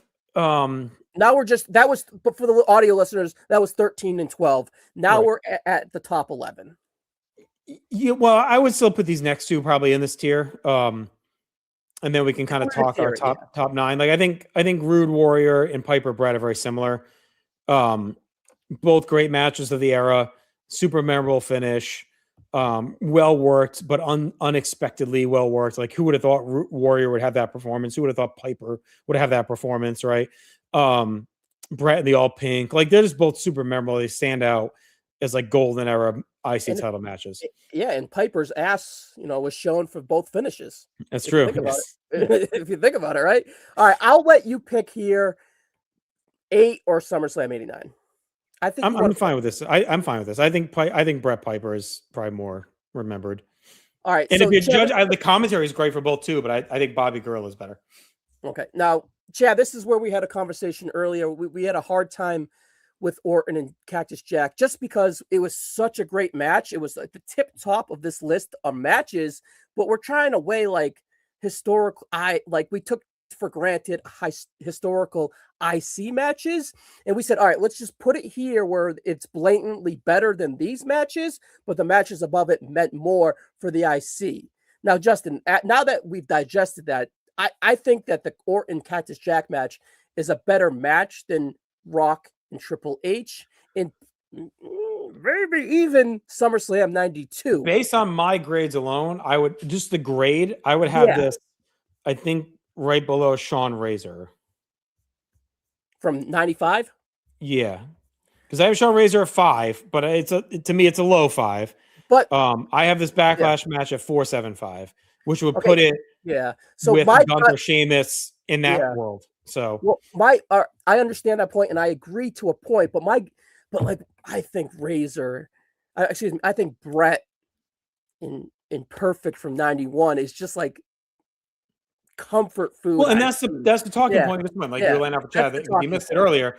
Our talking point was just that you don't think of that as an IC title match. So like if we're picking hairs and we're trying to decide how to break these up, well, when you think of IC title matches, it's not about the belt. It's not an elevation match. It is for Orton as a character, but not as a champion. But so if you're really splitting hairs, I think above Bret Bullock's fine. I'm just lower on Bret Bullock, but I like having it below Bret Perfect because Bret is one of those iconic IC champions, and his made man moment should rank high. Yeah, it doesn't feel right to put it above the 91 SummerSlam. It kind of feels a little Iggy putting it above 92 SummerSlam, but I think it's a tier above ring-wise, match-wise, just overall like completion in a time capsule-wise. I think it's just better. Bulldog, are you okay with Bret Bulldog over Rock Hogan? I know you're kind of down on both of them. Roger, yeah, I don't care. You can pick that one. I don't care either way. I'm gonna go 92 just because it. That's means more. I think it's more synonymous of a IC title match. Yeah, no, I am kind of valuing that I am overrating 98, but I think it's pretty important to both guys. And I think that Bulldog and Bret finishing higher, much more higher significantly on this list. I think we should weigh that too. I think they're similar in a way because like we talked about, it's like one guy is the loser in both matches is going to the world title picture within weeks. Yeah. And both guys who win, their reign doesn't go anywhere. Bulldog loses right away. Triple H forfeits because of his knee injury. Like, so it's like, they're very similar in a way of like, it's the end of an era in the IC division. Like Rock had been kind of the dominant IC guy over the last, year or whatever heading into this. Bret had been the IC guy over the last year heading into this. And they're both passing the torch on.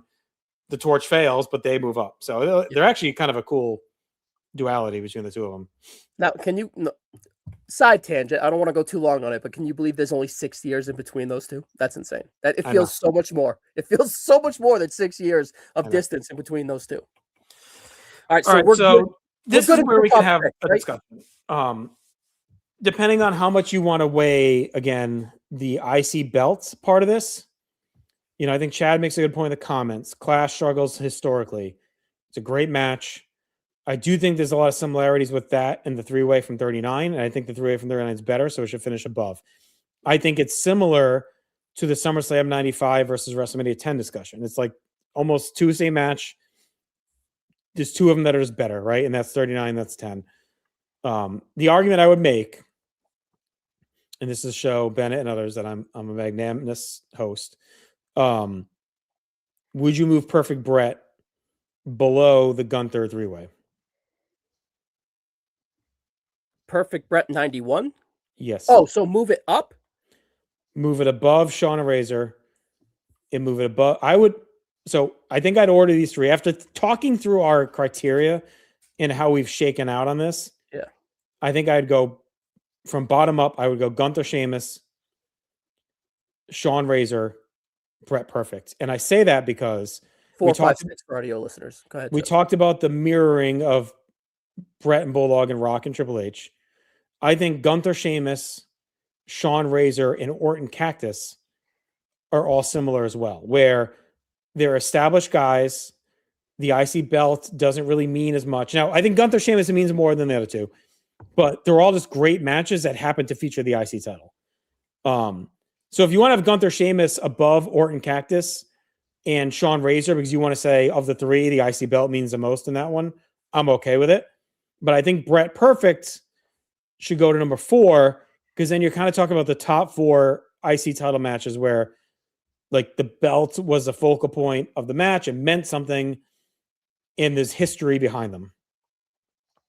Yes. I do agree with your sentiment for the most part. I do. I just look, and I do think we should overvalue Perfect and Bret from a time capsule match for the significance of it and put it in the top 4. I do agree with that. So I'm going to do that now to make your point. And that's what you were saying, correct? Yes. Above Gunther, Sheamus.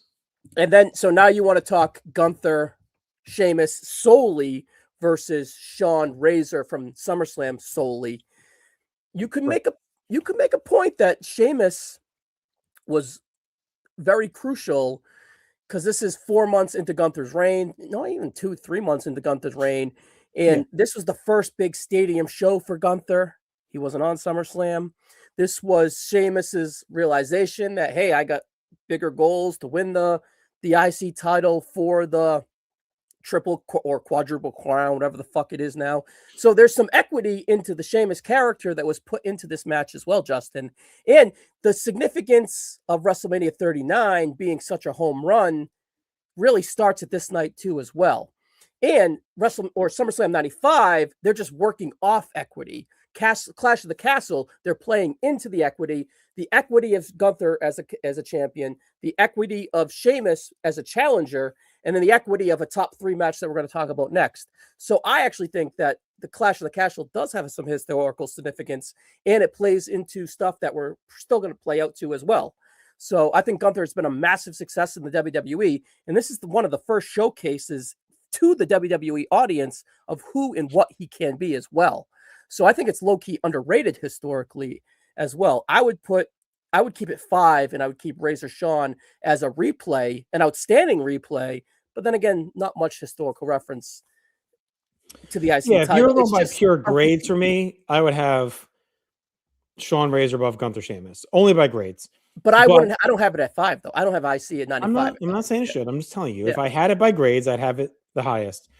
But I do think as we've gotten toward the top of this list within the top 10, we've really valued the IC belt aspect of it. And I do think it means more to Gunther, Sheamus than it did to Shawn, Razor. Like they could have had that ladder rematch with no IC belt involved, and it didn't matter. They were both way above and past the IC belt at that point. It's only there. Razor only ends up getting it back later because of the Dean Douglas bullshit and Shawn losing his smile. Like Shawn, they're both above this IC belt at this point. So to me, like Cactus and Orton, it's an all-time classic match where it just happens to be for the IC title. So if you want to look at that top 5 with Gunther, Sheamus, you can say these are the best 5 in-ring IC title matches that are about the IC title, which I think is a fine way to do it. and then 2 people voted Sheamus Gunther solely at Clash of the Castle, having it won first overall. 2 people had it second, a person at third, a person at Yeah. So fourth. I think this tells you these are your top 5 in ring with the IC belt meaning something as part of it. Yeah, and so I did want to kind of give Sheamus and Gunther some historical backing for it being meaningful, because I do think there is some meaning to it. So yeah, I think it's the bottom of this group, and then I'm good with it being 5th, and I'm good with SummerSlam 91 being 4th. Yeah, and then I think these top 3. Well, I think the Gunther 3-way is clearly number 3. Like I don't think there's an argument for that to move up. I'm not going to make the argument, but I would see the argument. If you want to say it's straight, but I'm not going to make it. I don't agree with it. I think if you want to say it's straight in ring, yes, it's probably number 1. Okay, it's probably the greatest in ring IC title match ever. So fine, whatever. Because I think there's a little flaws to 1 and 2 here, but you can't outweigh what it means to the company and the characters and the wrestlers in it, right? So, and the story. To me, Razor Shawn, I've already said I'm not going to get into it again. To me, Razor Shawn's number 1.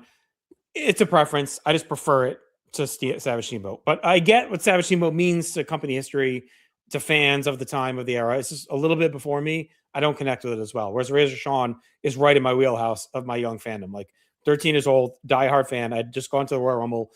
Like I'm all in. This is like consuming me at this time. And Shawn Michaels, like one of my favorite wrestlers, liked Razor a lot. Like, so it just connects to me way more. And I think what they do, when you think of what they did to establish the ladder gimmick in this match, carries the next, for better or worse, the next 30 years plus of company history, right? Establishing the ladder gimmick as a major gimmick match in the company. And I do think it establishes Ramon. It also kind of sneakily establishes Shawn, because like he's really good. Establishes him as a tough guy. But he's all high potential in 92 and 93. Yeah. He was, he'll get there. He'll get, like, he didn't have a lot of great matches, right? It was like, he was kind of fat and out of shape at the end of 93. This is like, hey, I'm a guy and I'm going to fucking be a guy. The guy that you see, because I watched Jarrett today and Shawn looked like a guy. Mm-hmm. And then I watched this match a year earlier and Shawn was starting to look like a guy. Shawn was a pudgy mid-card guy with a shitload of potential, like you said. Justin, I watched this match 2 hours ago. It was the last thing I watched before we signed on. Actually, Steamboat and Savage were the last thing I watched. The bumps that these two, Razor and Shawn, took to set the tone here was insane. Like even the in-ring bumps, like they were like leaning the ladder in. They were waiting to the split second to take the bumps, removing the mats. Yeah. Did he have, by the way, Ebner like really have like was it true for him to kick out Diesel? Like, I get it's part of the story, right? But within the rules, Diesel could have stayed. Right, yeah, he could have stayed, but it's fine. It helped actually having him out of there. Yeah. I love the end too, where he gets the foot caught and then he's out, and then he's like, he's out. Yeah, on commentary, he's like, he's gonna make it. And then the King's on commentary. The desperation of Shawn at the end is fantastic. So to me, it's the greatest. I get it, right? I would love to watch 87 build up so I could have those goggles on, but I think it's close. They're both 4 3/4 for me. Yeah. Well, I have 7. Yeah, the ladder match. I have Razor Shawn at 5. Ladder's 5. And I have Savage Steamboat at 4.5. That's a troll job. That's a gimmick. That's a gimmick, Justin. Steve, I fought for it, but at the end of the day, it wasn't worth the fight, buddy. Steve's burning down his house, and Steve's breaking fucking plates and throwing pots in his kitchen right now in Buffalo. He's pissed. All right, here we go. The build up for Steamboat Savage. I won't disagree with that. No, absolutely. And like I said, Steve, I'd love to watch it so I could feel the nuances, but unfortunately, I don't have those goggles on. Well, and Chad mentioned earlier too, like if you watch a lot of the house show build up to Savage Steamboat helps. But the build helps, but I think it hurts the payoff because the payoff doesn't match the build. So I'm just saying the build is great, but I think it hurts the payoff because the payoff should have been different. Razor Shawn, I think, over exceeds for sure. Steve says he's not pissed, but it's wrong, but that's fine. We can be wrong. So can you. So, and this matches what the output was on the voters anyway, right? Yes, the So we're not voters straying from that. on my Steiner math here, it was 44 to 48, and then Savage and Steamboat was 48. Drew and Gunther was 91. Oh, that actually Brett and Perfect was 91 as well, right? And then kind of an outlier, 73 for SummerSlam, 92 was number 3. So that was kind of a little bit of an outlier there, in my opinion. Right? Yeah, I just think that match lives on reputation versus like actual output. Yeah, I think WrestleMania 3 is a way better version of that. Yeah. Way better. Yeah. All right. I don't think we need to read it. We just kind of read them through them. I don't. Yeah, we're good with. We're going to punish the audio listeners. If you want to see the list, you have to go to YouTube. Yeah, go to YouTube. Go to YouTube. All right, this is a lot of fun. Always a good time doing these lives. Want to thank everyone for joining. Steve does ask, did anyone have the ladder match really low, like Mania 3? The lowest on the ladder no, 7 from Trent had it 7th. Okay. All right. Listen, these are always fun. I can't shout out everyone who commented because there's a lot of you, but thank you all. It really adds to the vibe to like be able to bounce stuff in real time off the commenters. Thank you for all the voters. It was a long time coming, this project. We finally cashed in on it. Ryan, we have another live coming in a few weeks. We'll be back. It's looking to be April 14th. So about a month from today almost. Yeah. It'll be WrestleMania week. And we're going to be ranking live the Mania IC title matches, I believe, right? Is that our plan? So we'll talk. No. We're going to do Mr. WrestleManias. Oh, Mr. WrestleMania. Right. Sorry. I got to update my list. So we did the IC. We ended up doing the IC here. So we're going to do Mr. WrestleMania countdown. So that'll be live.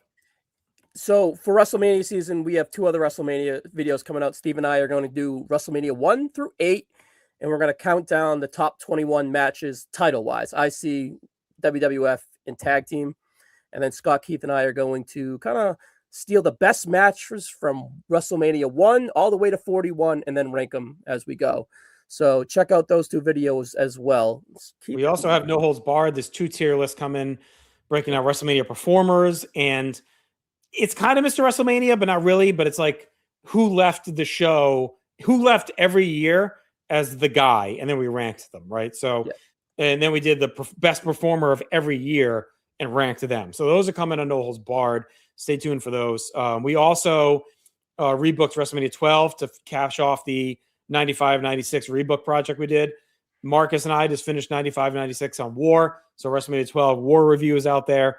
So just a ton of really cool WrestleMania content. Ryan, recently we just dropped our WrestleMania 41 rankings. We slotted those into we had ranked every WrestleMania match a couple years ago, and we slotted in the 41 matches. I like how we did it this year, Justin. Yeah, it was good. And then, of course, like I mentioned, in those couple weeks leading up to Mania, Ryan will have a panel of guests in and out, previewing every single match, and then we'll have a post show. Every Tuesday, we got Shooting Sharp with Mike Rossi on the audio feed. He'll be covering all the news heading into Mania. So we have you covered over the next 5 weeks heading into WrestleMania 42. And we have at least 2 drafts on the docket, WrestleMania-wise. Yes. You, me, Chad, and Aaron are going to draft actual WrestleManias. We're going to draft WrestleMania 17, 39, WrestleMania 12, whatever, right? And then we're going to draft WrestleMania stages in logos, combinations with Rossi and Katie. All right. And vibes or whatever. So, yeah. All right. Let's do this in under 2 hours. We're out of here. Thank you for everyone who joined. Appreciate it. Love you. Subscribe, share, everything. Talk to you soon.